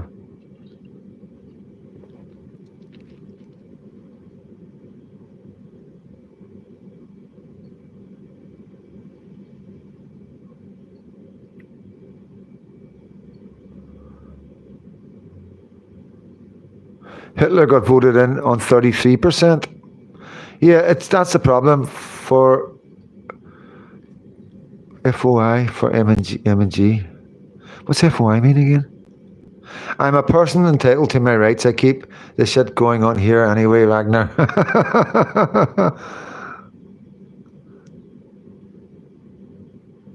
Dr. Rolak, it was his name on the Donegal Road. The wee sweeteners, LOL, yeah, aye. That's nuts, isn't it? Yeah, they were the days, eh?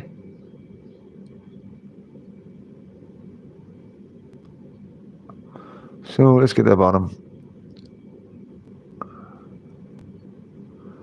Doesn't make sense. Yeah, got that one. Home offices. Yeah, I wouldn't say that, like, but they are. They are. Yeah. Don't get fooled. Be careful. Okay. I know there's pictures of the Home Office, and it looks like it's all foreigners or people that came from other countries or maybe born of families from other countries. I think it's just a photo showing diversity of the Home Office. I think there's a lot more people in the Home Office, and the percentage of people from dual citizenship or people from other countries is probably quite small. So don't get caught up in stuff like that. You know what I mean? I know mine is. I'm a disabled 55-year-old English woman in a Holiday Inn Express, and it is very accommodating to the non-British. Yeah, I know, giggles. How many rent boys does it take to light a man at the top cocktail? Queer, Rodney, Starmer, and the arson fire. I know, that's mental. I can't get my head around that.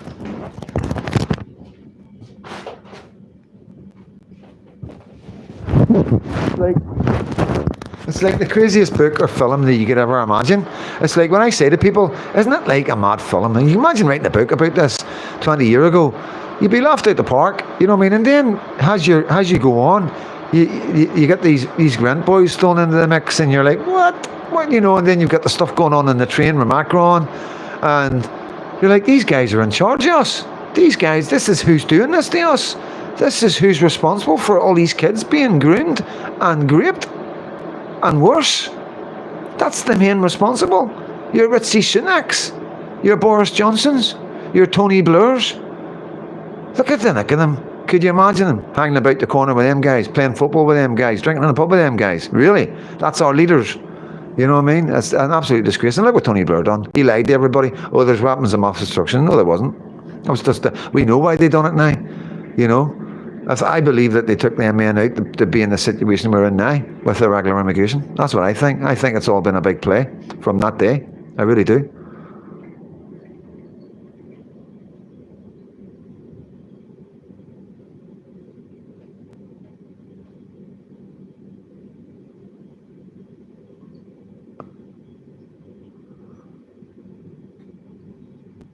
Okay, Precious. Have a good one. Useless. Is a disgrace. We didn't vote for him. I was saying about that today. I was asking a legal team today, can we not bring charges? Can we not still bring... Because I feel offended by that as a white man. I feel really offended by that. You know, I'm really hurt by that. You know, I feel like there's a crime being committed. I'm being honest. When I hear that, I feel that's a hate crime. You know, I don't think there's any country in the world that wouldn't see it as a hate crime. You know, so, you know, there is things that we're looking at because there's laws being broken. There's laws being broken, and we need to find a way to prosecute these men that's done this. They are girls, you know. The grooming gangs aren't the only perpetrators. Like I say, the monster opened the door. It's as bad as the monster, you know. There's no two ways about it. They knew what they were doing, bringing them men, these dangerous men in the country, letting them in, not putting them in prison, not getting them right back out again. You know, we I know that Conservatives did try with the Rwanda scheme. You know what I mean? Who knows where that was going to go? So fucking that cost us a fortune, and then Labour straight away, fucking getting rid of that. You know what I mean? Look at the life. Let's put some Navy. That's what they done. They stuck Navy ships out, make sure they get more people across. That's what they did, like.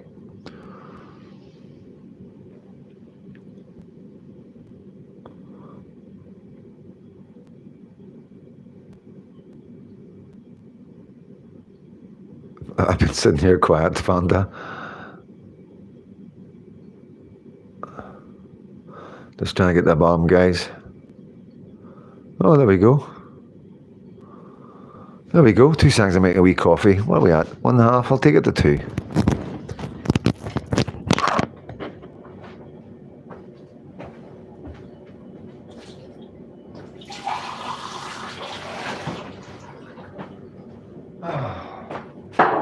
I should actually get something to eat, just an M&G.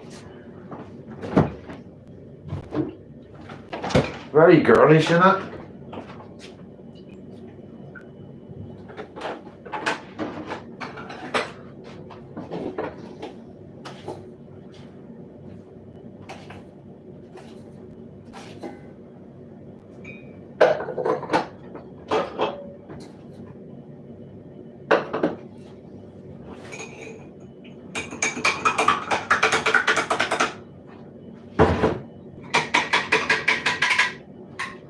I've got an idea. What if M&G's 2 people? Huh? What if M&G's 2 people? Mary and George? Yeah? George and Mildred. George and Mildred, you know. And it's just a different one coming on any time. John Crypto, your post you made earlier at Freedom Dad have really resonated with me, as I'm an Irishman. I stand with you all. We need to be on the same side for this leave password belongs. Yeah, mate, I know. I just wish people would understand that this is what's happening. You know, with Megan and Ryan, LOL, good one. Yeah, but it's like I say, guys, it's like, it's okay me saying this and you going, yeah, bang on, Freedom Dad, you've got it right on the nose. I'm not, you know, it's not me, it's not you guys I need to convince. Those other guys out there I need to convince, you know what I mean? I'm just waiting for them to reach out to me, you know what I mean? Oh, somebody off, Eddie. Okay, Spark, I'm off. Shar, no problem, Eddie, son, have a good one. Kenneth Noel Curran, representation of the people act might hold some answers to having the ephemeral powers that, I don't even know what that word means, mate. Ephemeral powers that he held to account, individual accountability, collective responsibility. Man, they're massive big words. You know what I mean? Come on, it's Saturday night. Kenneth, I know I know it's Freedom Dad. You know what I mean? I don't use big words like that. You know what I mean? You've got to write the words. Try and stick to what words I use. You know what I mean? People just don't see or watching propaganda news. Yeah, I know. Look past the prod Catholics saying MI5, MI6 have infiltrated and the virus priming us for this age. Yeah. It was Labour that put the people, yeah. Have a good evening, Eddie Cool.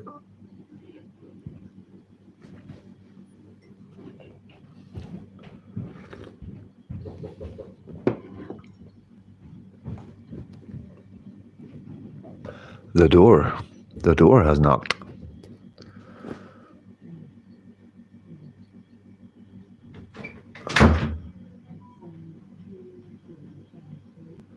All good.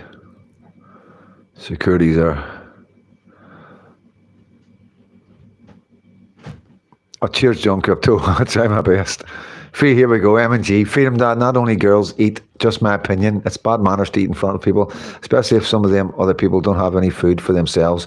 My old dad taught me this. Yeah, man, I'm the exact same. I am one of them guys that's always told the young ones around me, don't be putting fucking food up. Don't be taking photographs of your dinner and putting it up because some people don't have food. But, you know, we're talking about a wee snack here and there. You know what I mean? So I'm not buying that, M&G, no. You know what I mean? I'm not buying that. No wee snack. That's not going to annoy a guy. You know what I mean? You know, in a hurry ass guy. You know what I mean? Sitting there going, oh, Freedom Dad. You mind not eating that? Oh, Freedom Dad, could you fix that curtain? Freedom Dad, could you move that hat off the radiator? Hi, Peter. Yeah. Wow, M&G, mate. Well said, man. I fucking hate that shit. Oh, drama on the street. Standard, scary, but my door is locked and chained.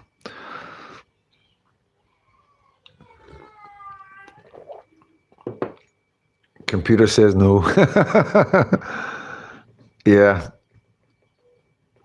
John Capone. Like me, M&G, I haven't eaten in 5 days. I'm starving. Nigel Farage will be on 73,000 a year pension from the European Parliament when he reaches 63. Part of his pension will be part funded by Britain's Brexit divorce bill. The plot thickens, doesn't it? The plot just thickens.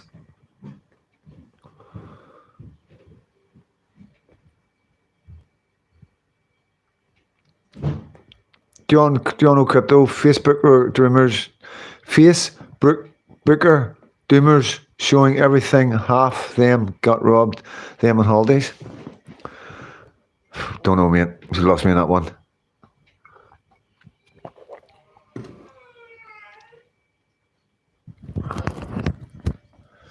So anybody, any questions? I haven't got the answers to them all, like, but I'll give you my opinion. So, well, giggles not allowed. Good evening, John P. Good to see you, mate. Mr. Peak, how you doing? Hope you're good. It's my father-in-law. Well, it's my brother's father-in-law. So he's like my father-in-law. So he is. Went fishing, so I did the other day, John. I haven't told you about my fishing trip, have I, guys? I never told you about my fishing.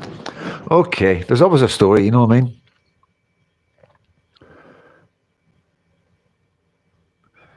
You on Facebook showing you're not in the house on holidays, half them get their houses robbed. Yeah, right enough. I get you now. Totally get you. But yeah, so went fishing, right? So I was like that because I never ever not catch a fish. Any of my mates know me when I go fishing.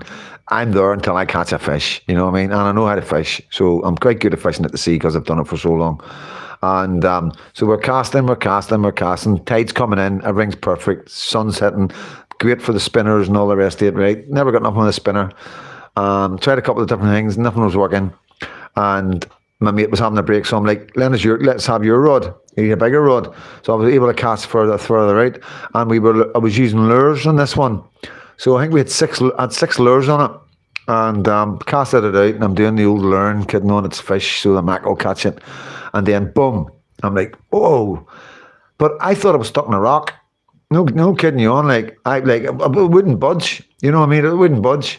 But what I think happened, we got 6 fish on the line, and they went around the rock and got caught in the rock. So we end up snapping the line, and we lost 5 hooks, and that one hook at the top had a fish on it. So we caught 1 fish. So we lost our last weight, and we wrapped it up. You know what I mean? But it was a really amazing time. Really amazing. It was one of the, honestly, I actually forgot, because I haven't fished for so long, I forgot how therapeutic it was. I forgot that your mind shuts off when you fish. You know, and I'm not kidding you on. You know, I never realised that because I was never in this situation before where so much has been going on in my head. So when I went out there, like, you know, no phone, and what a time. You know, just totally, like, so relaxed. I mean that, so relaxed. I haven't been that relaxed in a long time. I was just focused on catching fish and enjoying the view of the Belfast Loch, and, you know, and some good looking swimmers about and all that, you know what I mean? I'll be honest. And there was a couple of ones on the surfboards, you know, so it was a nice relaxing time. My mind was away from the madness of grooming gangs and sexual offences and the horrific things that are going on in our country. And like we keep saying to each other, activists who deal with this, it is difficult. And it's not until you embed yourself in it and you keep, because once you know something, that's it. It's there. And that's the way it is, guys. I don't care what anybody says. Unless you get hypnotized or something, I don't know how you could get rid of it all. But the only way you can do is shut it off. Shut it down. You can shut it down. And I forgot fishing, done that. So yeah, I'll be doing that again.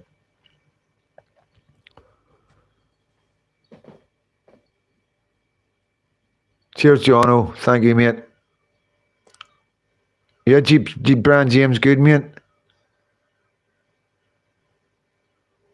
Thank you, John. John Crypto, wanting, has a South Irish man, let me shake all your hands in chat. Thank you so much, mate. And I want to say this, I want to emphasise this once more.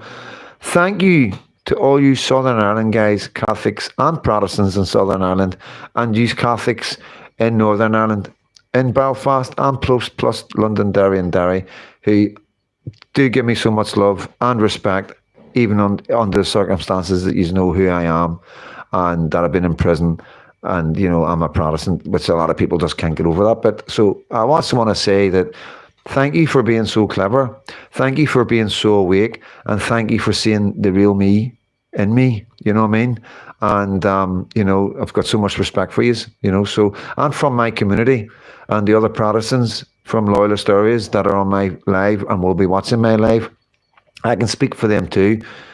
Thank you for showing us the respect, and hopefully we can use this going forward, and hopefully what you are doing right now is going to help all of us move forward, because it just needs a wee seed to be planted, and we could be that seed, guys, you know what I mean?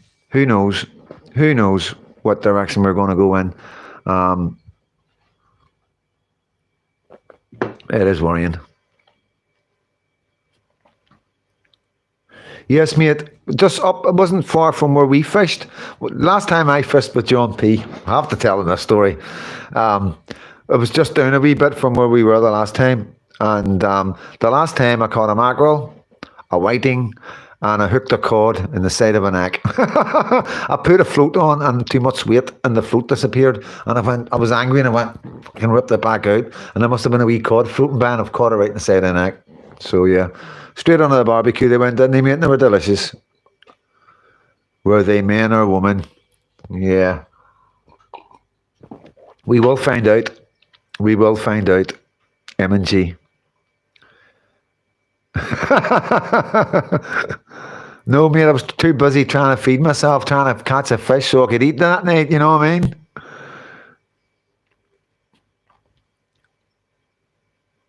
Wheel oil beef hooked. George, good evening, Freedom Dad. Did you get my idea for a new name for Prods and Catholics uniting as one movement? The Irish Defence Force. Yes, I did. And that's not going to go down well. IDF.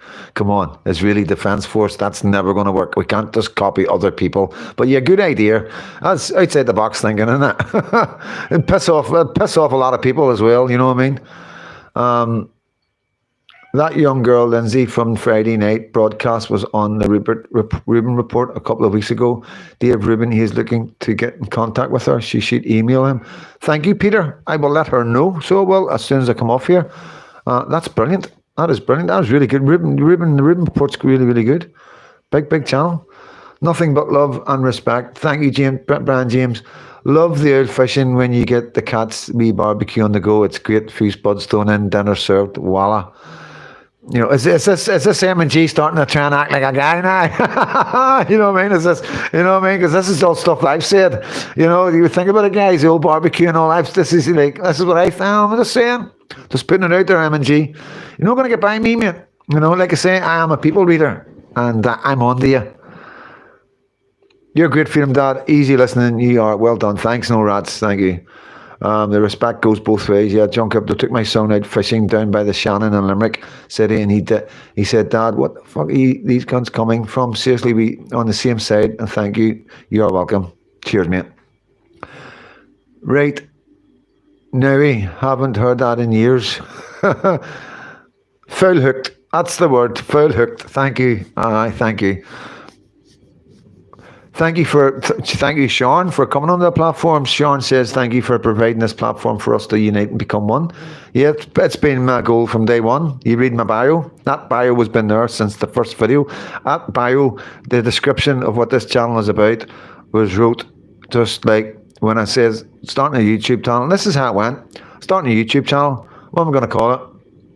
Freedom Dad. That's how long it took. Swear to God. I'm not kidding you on. I swear on my mother's grave. You know, it was like that, Freedom Dad. And then it was like everything, the bio just straight out. Didn't even need to think about it. Knew exactly where I was going, what I needed to do, and what I was going to do with the YouTube channel from the minute I decided, you know. So just that's a bit of information that I don't need to give out that I think is worth giving out, you know. Can't get no fresher, yeah, John.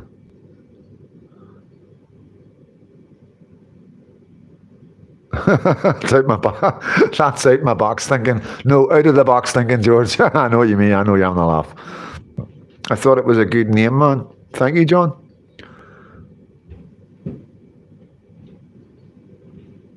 I used to go out on Bran. Oh, that's right. Remember that boat? I've heard of that boat, I'm sure.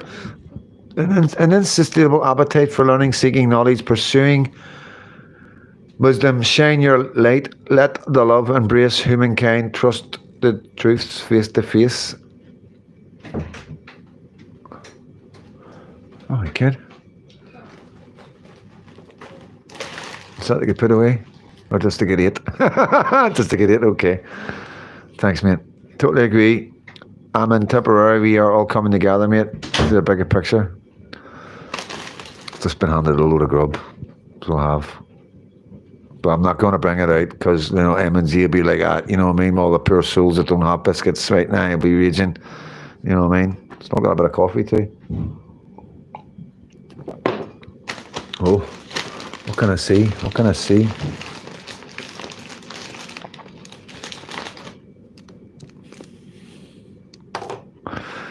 I'm tempted because, and I'll be honest with you, see the last time when I can't remember where I was, what house I was in, I was eating a bar of chocolate and M&G was like, you shouldn't be eating that, and I was like, I'm eating it, and I was like, ah. And he was like, I bet you feel uncomfortable, and I did. He was right, you know what I mean? I end up not eating at all. I end up putting half it back there, and I was raging because he put it in my head, you know what I mean? I felt really uncomfortable eating in front of you, so I did, and it's because of him, which is, I suppose, all right, isn't it? Freedom Dad, everybody has barbecues this weather. Sure, let's all have a few wee wines, maybe even cocktails. Yeah, okay, mate. I'm away, Patriot. Stay safe and vigilant. Dinner's out. It's about to go in the dog. Yeah, go and get your dinner, mate. You know what I mean? Go and get your dinner. We'll just roll on for a wee bit longer, so we will. I can then get a great sleep last night. Jaffa cakes with green icing. Freedom Dad. Have a good gin, pal. Thanks, mate. Thank you. It's upside down. I noticed that. Yeah, you noticed that, Mrs. M&G. Night, Brian. Later, Brian. We're all saying goodbye to each other. What else we got in here, man?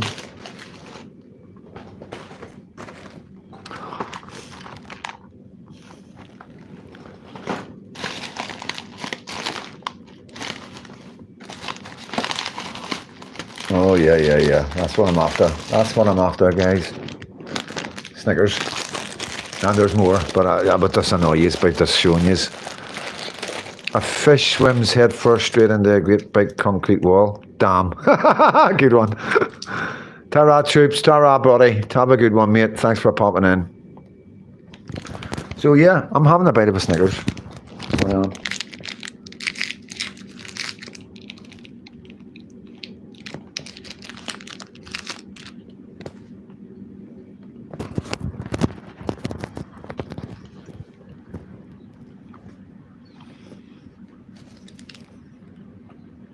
No, James.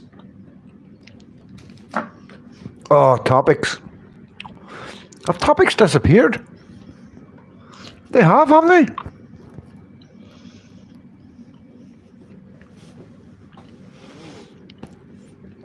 I just got brought in. There.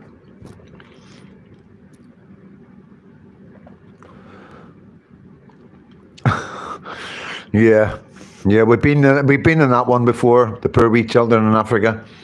Yeah, we've been there before. So we've had. How many times have we had that one? Like, you know, and what are you doing up there?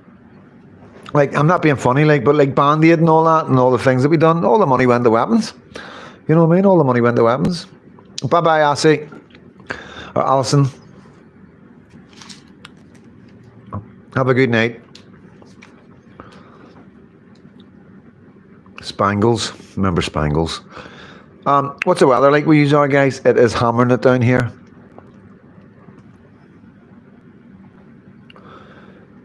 I don't know for sure, mate. I'm not going to make any comments on it, mate. You know what I mean? We've just got to see what happens, you know? I'm not going to...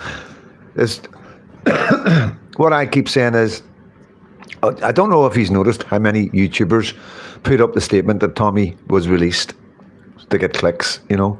And it really fucking pissed me off, you know what I mean? It really did piss me off, you know what I mean? I know some guys do it, and that's just the way they roll, you know what I mean? And I know it's a marketing thing. They make money and all the rest of it. And I'm not having a go like that. What I'm trying to say is, guys, is there's a lot of my community and a lot of people I know who have been really affected by what's happened to Tommy Robinson. And to go on YouTube and see a headline of Tommy being released and a picture of Tommy being out holding his arms around somebody can build somebody up, and then when they click the video they find out he hasn't been released. I think that's wrong on so many levels, you know, and that's just me. Pissing down where you are too, mate. Good stuff. I'm glad it's not just us. The place isn't even cleaned anyway. It hasn't rained in ages. But at least it stayed off for the demos.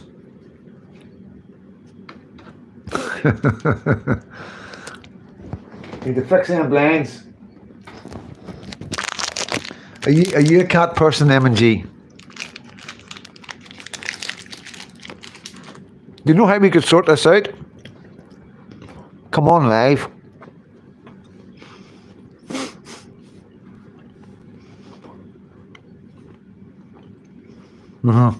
Yes.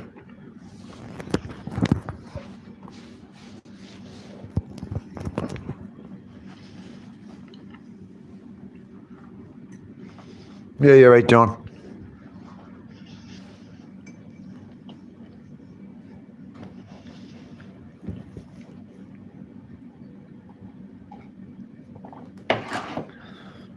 if they can destroy Tommy Robinson, they can destroy anyone coming up behind him. Yeah, I know that, mate. Yeah, same here. Poacher, Greenwood, absolutely bucketing down here. Overcast but dry and warm in Yorkshire. Peter, you're right there, like, you're right there. Yeah, no, it's nice and warm still, you know what I mean? It's not that rain where it's freezing and hitting you in the side of the face, you know. John Rankin, phone freedom, Dad. Phone. Oh, you telling them to phone me? That's an option as well. But who would like to see M&G on a live? You know, me and M&G on a live together.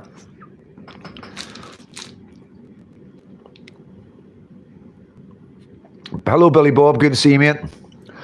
M&G love cats. Look, if you want me on the content, you must be desperate, mate. No, we're intrigued. We're intrigued. You're part of the community. You know, you're part of the community. You know, the only reason why I don't get you on because I don't trust you. Okay, I don't fucking trust you, you know what I mean? I'm like, okay, get John Capone on here. Like, it would start off good and then he would get angry and start fucking, and I'd be like, fucking YouTube would be boom. You know what I mean? So, yeah, that's why you don't get invited on, guys, because you're all nuts. I'm only joking. You know, yeah, if you want on, you can come on, you know what I mean? If you got something to say. Like I say, it's an open platform. Anybody who really wants to come on, you just got to ask me.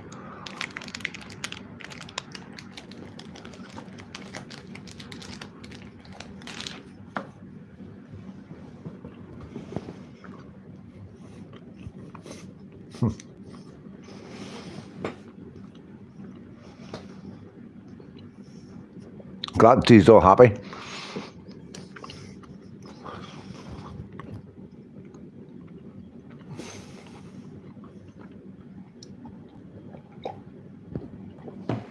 That cat must be doing your head in, M&G. It would put Nolan out of business. We see the strength of him. They're all going out of business. You know what I mean? He will try and get a YouTube channel eventually. This is where they'll go. When they see that we're here, they'll come to us. Then it's down to us. You know, obviously people will still follow him and still watch his videos and all the rest of it.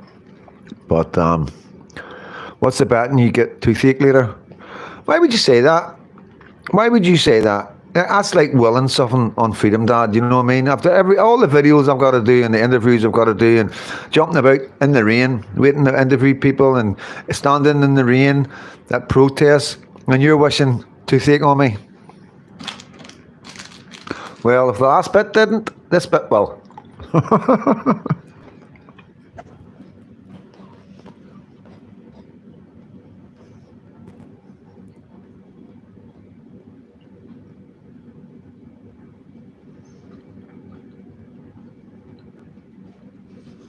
Spain.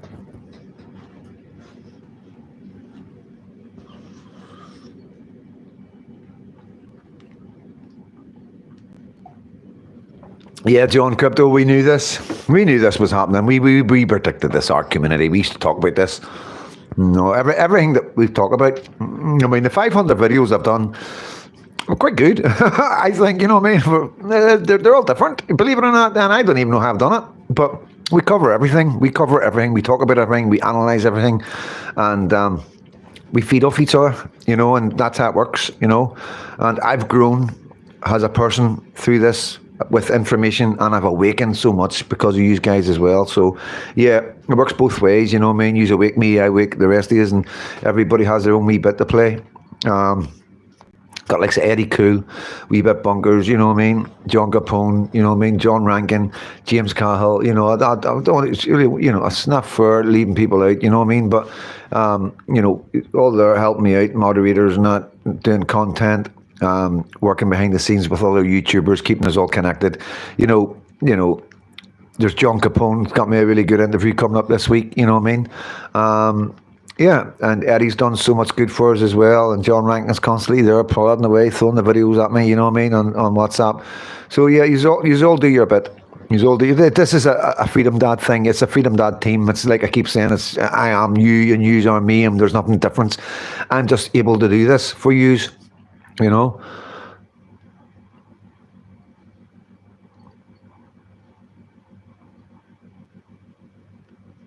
There's no one full awake Freedom Dad.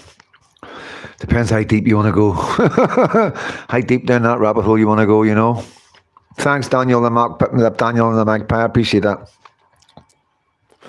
Your hair's falling out, fuck's sake, since I started this.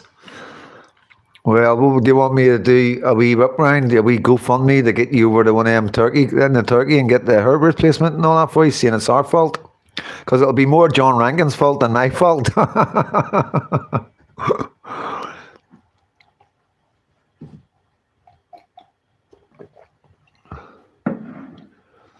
Judge Malai Higgins, head judge, great barrister Carl Simpson, our tout, got moved to England 41 years ago, still there, hard times. Aye, it's a few touts, you know what I mean? The Waltons are we, is right, mate.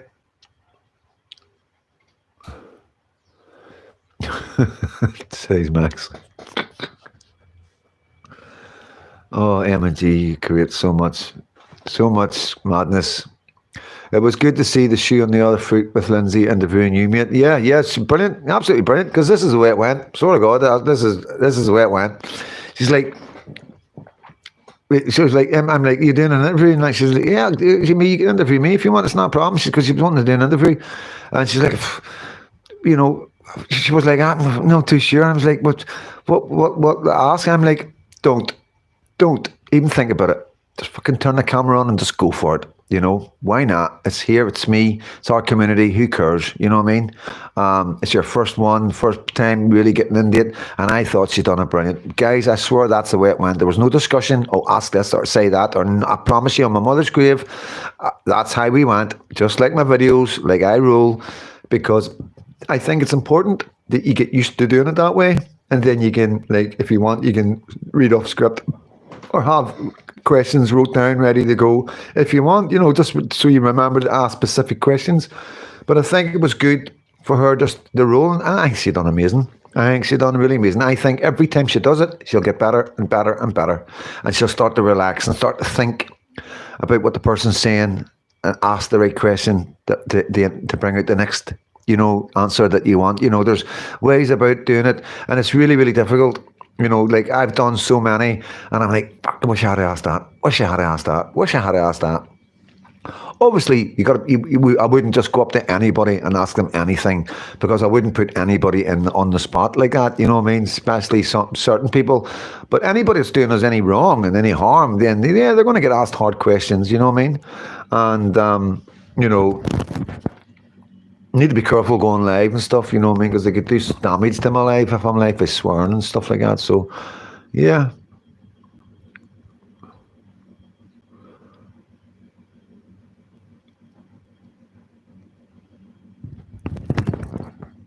thank you, best. Oh shit, I think I knocked it off her.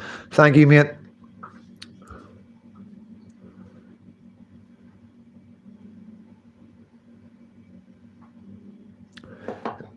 Sad the genocide of Palestine. I don't normally do this, but R.E. Grantham, you're new, so I'm going to read your comment out. Sad the genocide of Palestinians fell into the hands of the left, because we should all be standing against it. Yeah, well, you know, as I'm going to tell you, mate, I don't agree with what's happening to Palestine when it comes to children. And I don't agree with what happened to Israel on the October the 7th. It was horrific. You know, at the end of the day, it's a long way, and we've got a lot going on here. So I'm going to deal with what's going on here, and rather than worry about what's going on over there, because it's too much. It's too much. There's been too many lives lost, and it's heartbreaking. And you know, at the end of the day, it's nearly over. We know what direction it's going in. You know, I don't see what point these people are coming out for anymore.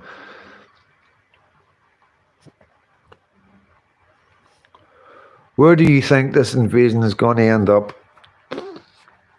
An Islamic State.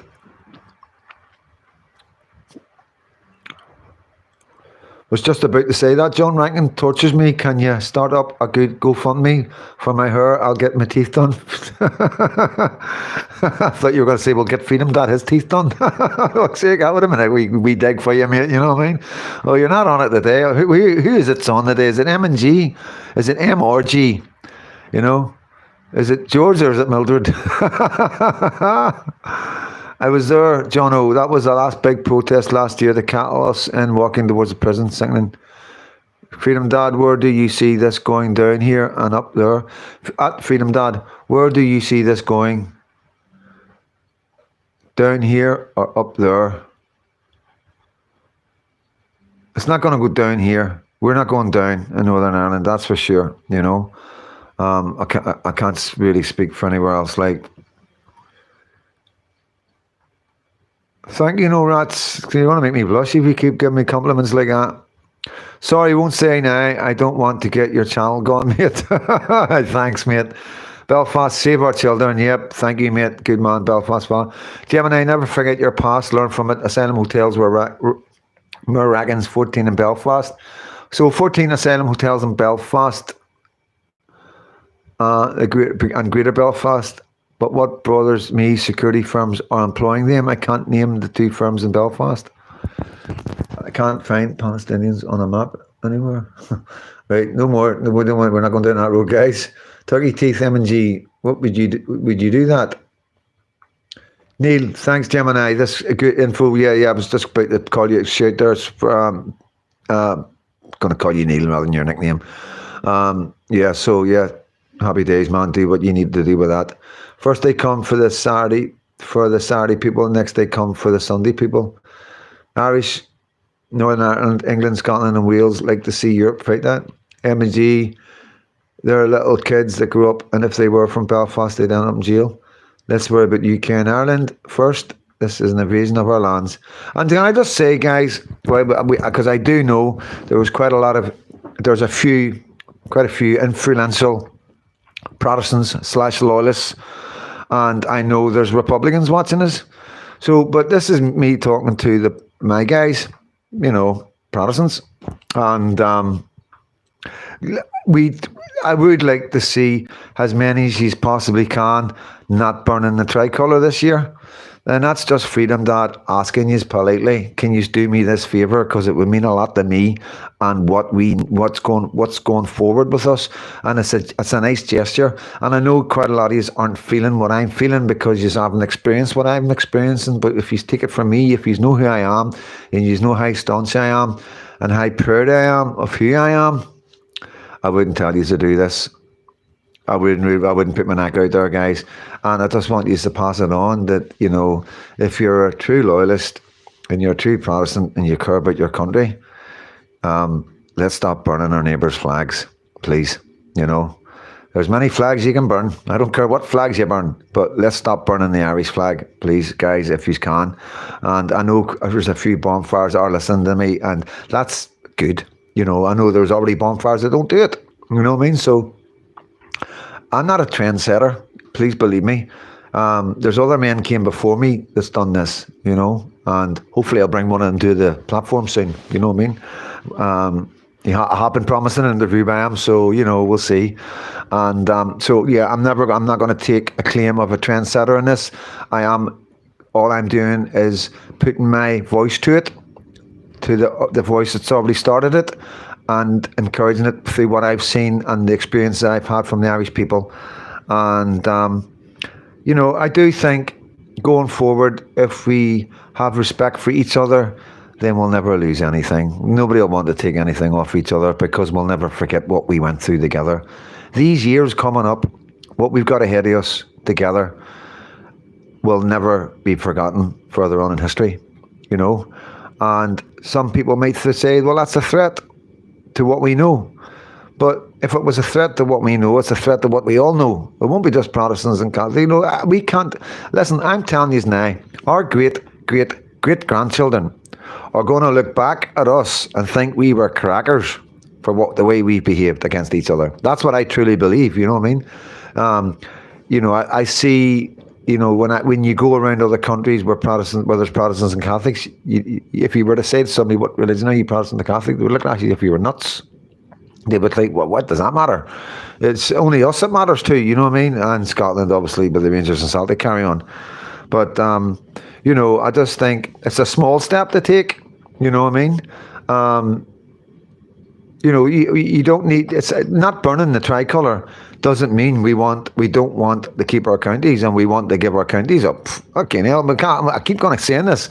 We're not fucking giving the 6 counties up to nobody. We never have, never will, and we're never going to fucking start doing that kind of carry on. That's as simple as that. And I'm sorry to all these Republicans and dissidents that fucking hate me right now for saying that. But that's fucking, it's fucking our 6 counties, fucking born and bred here, you know what I mean? And, this is what we know. And yeah, we're not giving them up.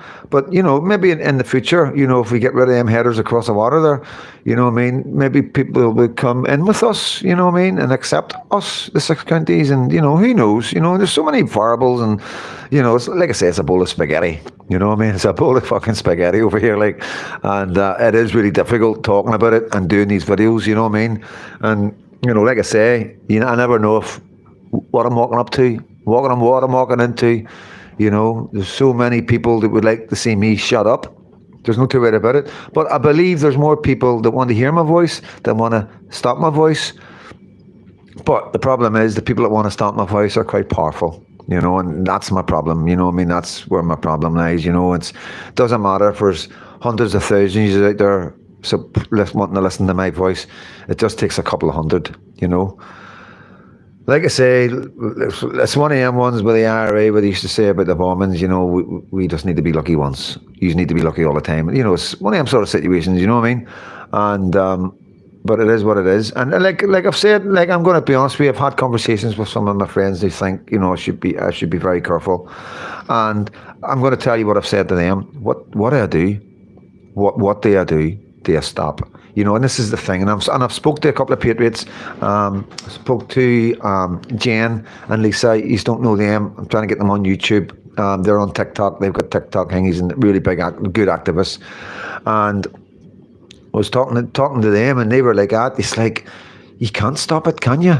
These girls have been at it for a long time. These guys were doing the paedophile hunting and everything and all that. They've been doing it a long time. I know everybody, and I'm going to say this as well before we go any further, because there's somebody on here to give me a bit of information, and I just want to say this anonymously to you.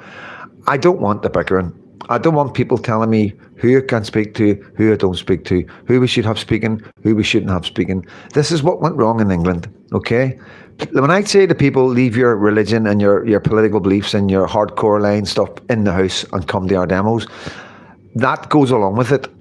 If we've got men who can leave that kind of hatred that they had in their heart for each other in the house and come together in the City Hall on the 21st of June at 2 p.m, then you can do it too. We got to stop bringing our personal stuff, what we personally think about people. We have to stop doing that. If there's somebody there, this is the way I look at it, guys, right? Please believe me. This is how I judge everybody. I look at them and I think, are they doing my daughter any good, or are they doing my daughter harm? That's all I look. Whether how they got to where they are, what mistakes they may have made, I don't care, because it's really difficult, this kind of game, and you are going to fall out with people, and not everybody's going to be happy. And sometimes when things get a bit iffy and dodgy, you sort of have to pull away from people for your own safety, or maybe for their safety, and there's a lot of variables. So please, guys, I want us Northern Ireland folk to always remember that. I don't want no personal stuff coming out. I don't want to hear any bickering or any she said, he said, unless you've got receipts, unless you've got facts of somebody doing us harm, doing my daughter harm, or doing Freedom Dad harm, I don't want to know. I don't want to know, guys, because we don't have the energy. We need as much help as we can. We can't pick and choose. We can't push people away from our movement and from what we're doing. You know what I mean? If they want to get involved in patriotism, then they can get involved. As far as trusting people, we don't need to worry about that, because we're not doing nothing illegal. Like I keep on saying, when we do our videos, when we make our phone calls, when we talk on WhatsApp, we always pretend there's a cop sitting right next to us. And that's how we do this. We always have that policeman sitting right here on the armrest chair, looking at everything that I'm saying and doing. And that's what I tell you. That's my advice to you. When you're online, when you're messaging, doing anything, always have that in your head. It'll always keep you right. You know what I mean? Personally, I don't need that. I'm just doing that to help you guys because I'm not a hateful person, so I trust myself. I'm able to come on here and just bum bum bum bum because I know who I am. I love people. I love every person. You know what I mean? I don't believe in racism because I don't think anybody can hate somebody because of the colour of their skin. I think racism was a word that was made up, just like Islamophobia is getting made up.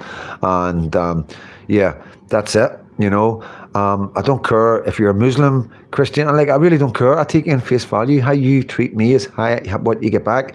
If you walk past me and growl at me, I'll just walk on. I won't pay any heed at all. If you give me a smile and say hi, I'm going to smile back and say, how you doing, buddy? How's things? But no matter what colour, no matter what religion you are, that's who I am, you know. So that's how I'm able to do this.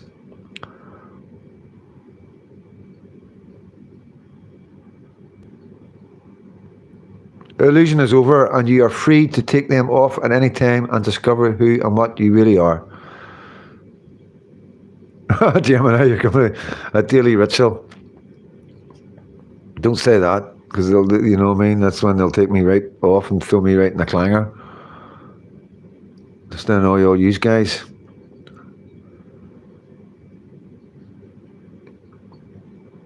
Yeah, it would be nice. Yeah, definitely. But we'll address that when that time comes. You know what I mean?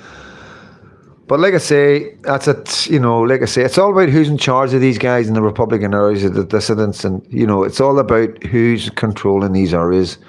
And what I'm seeing, the type of drugs and the hardcore drugs and the epidemic of drugs in some of these areas doesn't give me much hope for them not to be burning the Red Hand Ulster and the Union Jack on their bonfires come the 9th of August.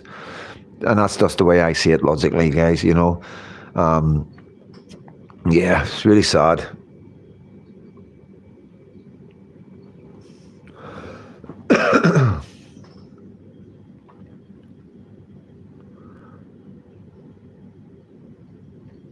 Yeah, true. Yeah, when none of us watch the TV watches you. R.E. Grantham. The Scots are originally from Ulster, so we are all one people. The north is the land of Mac and the south the land of O. We need to stick together as a people. Yeah, see, this is the thing. We could all be ourselves and all be friends, you know what I mean? That's fucking, you know, you can have Ulster, you can have Southern Ireland, you can have Scotland, and if we want, we can have England. And if we don't want, we don't have to have England. And if we want, we can have Wales. And if we don't want, we don't have to have Wales. This is the thing. We have the choice. If England's going to go down the road we want, why would we want to be involved with anything to do with that? Why would we want them politicians in charge of our country? You know, we want Ulster men in charge of our country. I want Irish men in charge of Ireland. Simple as that, you know. And when I say Ulster men, I'm talking about Catholics and Protestants. You know what I mean? Or Northern Ireland for the Catholics, if that makes you feel a bit better and more comfortable, because I get the Ulster thing can be a bit of a problem, you know what I mean? The rhetoric, just like the flags and everything. But, you know, like I say, you know, we can do this, you know, we can protect ourselves, we're capable. Fuck me, man, look at us. Look at how many of us died in the Somme and all that. Look how brave we were. You know, look at the hunger strikers. Look at the Easter uprising, what them men did.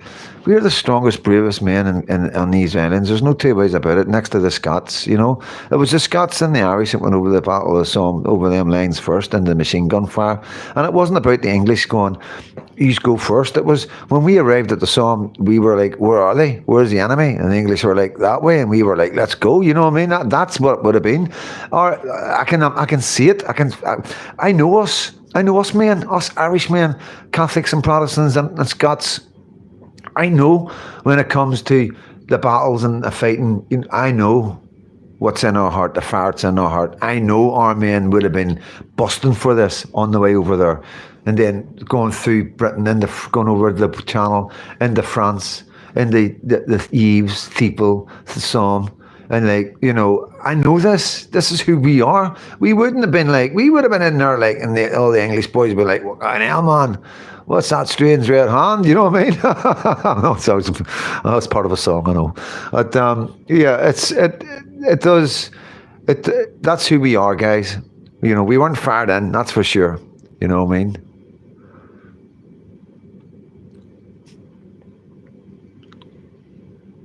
Good on you, Gemini. You just keep working away there, guys.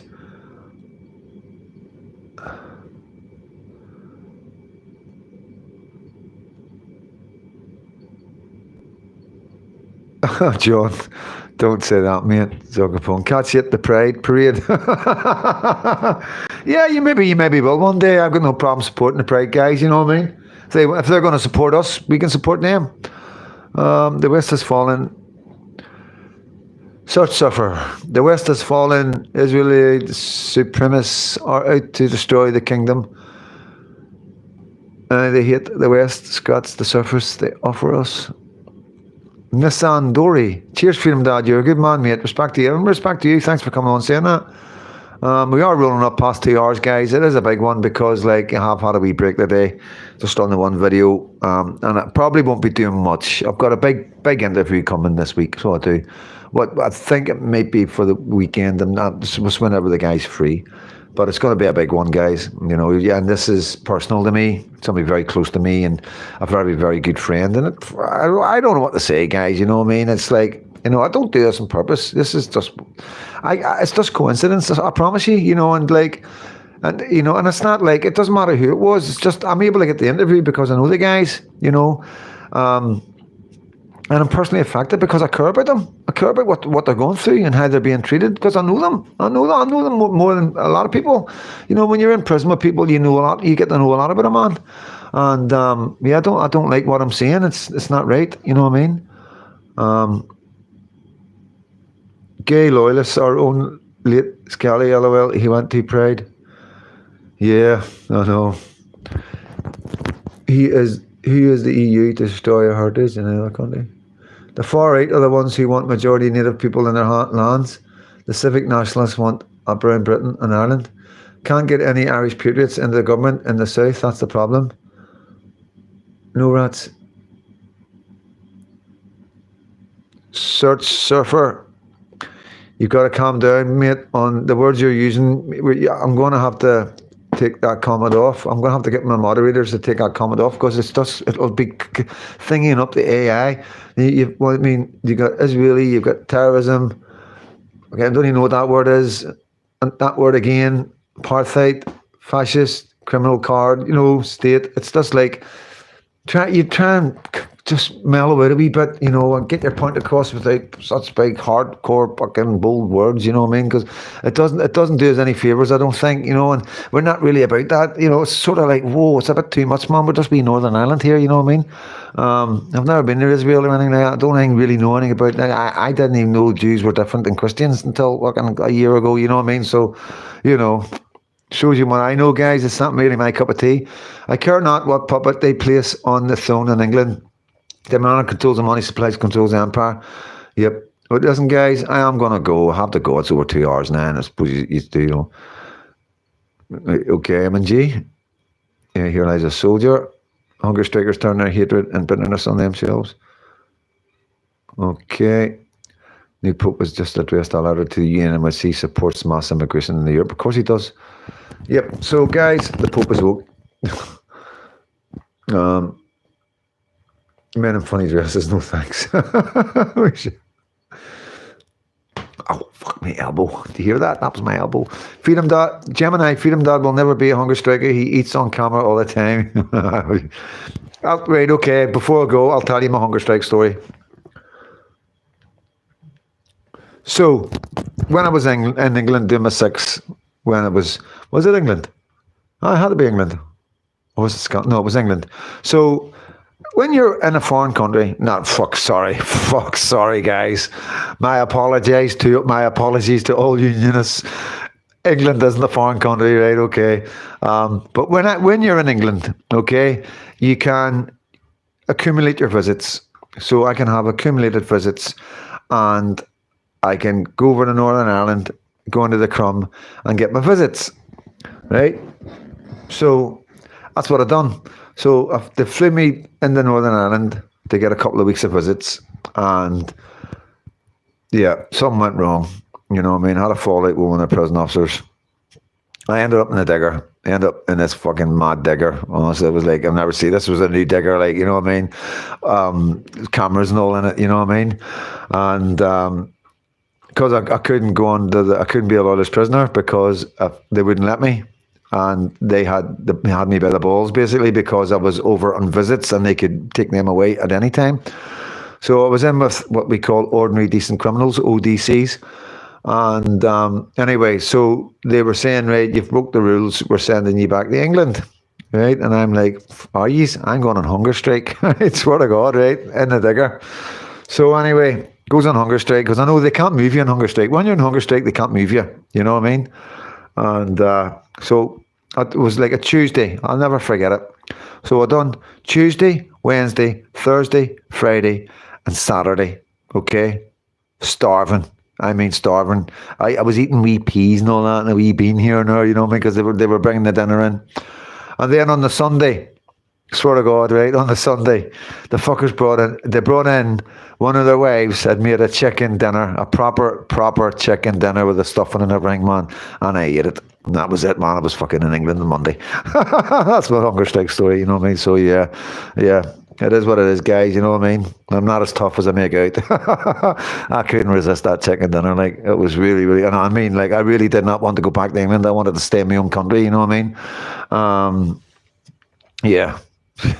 So yeah, that's it, guys. So I'll leave you on that. So, well, not one of my finest stars, but, you know, it is what it is. But thanks for staying in for so long, guys. 2 hours, 15 minutes. I don't expect many people to watch this back. You know, it's only you guys who are on the lives that'll watch it probably. Probably a couple of people just come in quickly, get a wee scan through it. Okay, Kay Reid, how you doing? I'm late to the party, the night. How's everyone doing? We're just saying goodbye, Kay. Oh, sake, man. You know, so Kay's a good friend. Kay's from Scotland. She's been over here.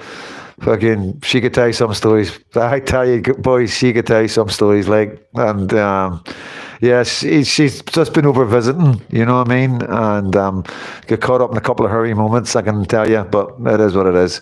But she survived it. She survived it, Kay. You know what I mean? And I'm quite sure you've told some of your friends some of the mad stories that you ended up in East Belfast, King Dick, Oakley Bar, London, you know what I mean? Some good times, very good times. But listen, guys, I'm going to say good night because 2 hours and 16 minutes and I want to get a wee bit of rest, so I do. Thank you, John Capone, mate. Thank you. Yes, Kay, you did indeed. But, you know, yeah, you're one of my oldest friends, one of my oldest Scottish friends, that's for sure. And yeah, and you've done me proud as well. You know, you've always done me proud. So you have, and I always want you to remember. I've never seen you in any other light, but somebody who's done me proud. And you know, fair play to you. Like, you know, I mean, you've done your best. That's all I can ever ask from you. You to do your best. And yeah, I owe quite a lot of people quite a lot, and some people don't even realize it. Some people think they let me down, and they haven't. Quite the opposite. But great stream. Thankful, Freedom. Thanks. No problem. Weekends, we always do a wee bit. I always try and do a wee bit longer. And I'll come back tomorrow night. So, well, of course, we'll get another wee chat tomorrow night. Won't be maybe as long, guys. But yeah, I am running on empty right now. I really am. If you knew how tired I was, you'd be quite proud that I've done this. You know, just one of them nights. You know what I mean? What happened last night? Just noise outside, phone going. A wee bit of bother, nothing major, just, you know, just normal working class stuff, you know what I mean? And yeah, so woke up to struggle to get to sleep, woke up at 4:30, got up, had a coffee and that, managed to get an wee hour at 9, but it's made me really head foggy and a bit groggy all day. I was glad to get that video out quite early and got that out of the way so he's had something for the day. But I'm just exhausted. It's been a heavy week. Yesterday was a heavy day. I done 2 good videos for you, I think, and then I got Jamie coming out of the Newton Arts housing, and I done the Bangor demo last night. So it's just took it out of me a wee bit. I'm eating well. I'm drinking well. Obviously, not drinking or anything like that. And my only vice is smoking. You know what I mean? I'm trying to stop smoking. You know what I mean? But it's hard. Just with the stress. You know what I mean, guys? It is difficult. It's talking worse time to stop smoking. And good news, I got 2 photographs of Lucky today. Yeah, I'm not taking the piss. I am really, really happy. Obviously Katie's got her own thing going on, like what I mean, and I just get what I can get. What I mean, just like any dad would. And yeah, I'm wanting videos and all that, but a photo will do for now. When Katie's ready to send me videos, she will. You know what I mean?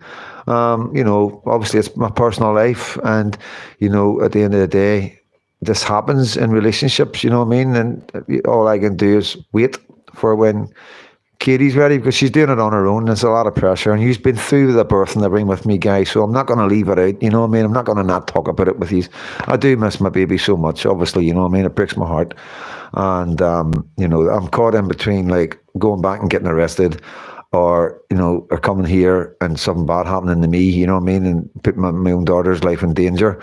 So it is a bit of a sticky situation. It is all down to the mum. I'll always leave it with the mum. She's the most powerful person in that child's life, and will always be. And I just wait for scraps. To be honest with you, because she's a great mum, and she's at the end of the day, I'm never going to falter on that. I'll never change my mind on that. I'll never, it doesn't matter, any personal feelings. If she's with another man's in her life and all that, that does never make a difference to me. The only thing that matters to me is that she's an amazing mum, and then my baby's in really safe hands. Can't ask for any more. But like I say, open invitation for her to come to Northern Ireland, with her and the baby, whenever she feels like it, once maybe things settle down a wee bit more, get the 12th of July and all that out of the way. But like I say, it's down to the mum. Should always be down to the mum, and I know some guys don't like me talking like that, you know what I mean? Because some mums aren't great, some mums, they decide how much the man sees of the baby, which is, it is what it is, you know what I mean? Not all mums are like Katie, so I can only speak for Katie, you know what I mean, guys? So with that, you know what I mean, we have a wee buzz about me. I just seeing her. I haven't seen her in a couple of weeks, 2 or 3 weeks now, so it was really nice to see 2 photographs of her, and she's looking beautiful. She really is. She's looking absolutely beautiful. I might stick a wee photograph up tomorrow in one of the, pin it maybe to the, what do you call it, thumbnail, you know what I mean? We'll see. Or I might just add it in somewhere and just look at you, because you haven't seen her in a wee while. For people that don't know, I have done lives with my baby in my arms and feeding my baby and all that. It's just normal, natural father and freedom dad stuff. So yeah, I class myself clued up, but to be honest, I struggle with what I say, what's legal and what's not. Yeah, that is a tricky one. King Ragnar, thanks for coming in, mate. Please don't be a stranger. I know there's a wee bit of a language difference and a wee bit of an understanding about our culture in Northern Ireland and all the rest of it. It can be a bit confusing for people that don't come from Great Britain. But, stick with us, mate. We love you. We love having you on, and we miss you when you're not here, like all you guys. So, yes, guys, thank you, James. Thank you, John. All the rest of you boys. R.E. Gratham. The problem is that their opponents in Americation are only a small number of the population. The rest keep voting for the traitor parties. Correct. And that's how we'll feel. That's what will bring us down. So, guys, as always, stay safe. Enjoy the rest of your Saturday night, and I shall see you tomorrow at some stage. And if not, I'll definitely see you tomorrow night if I can. And take care of yourselves. And as always, God bless.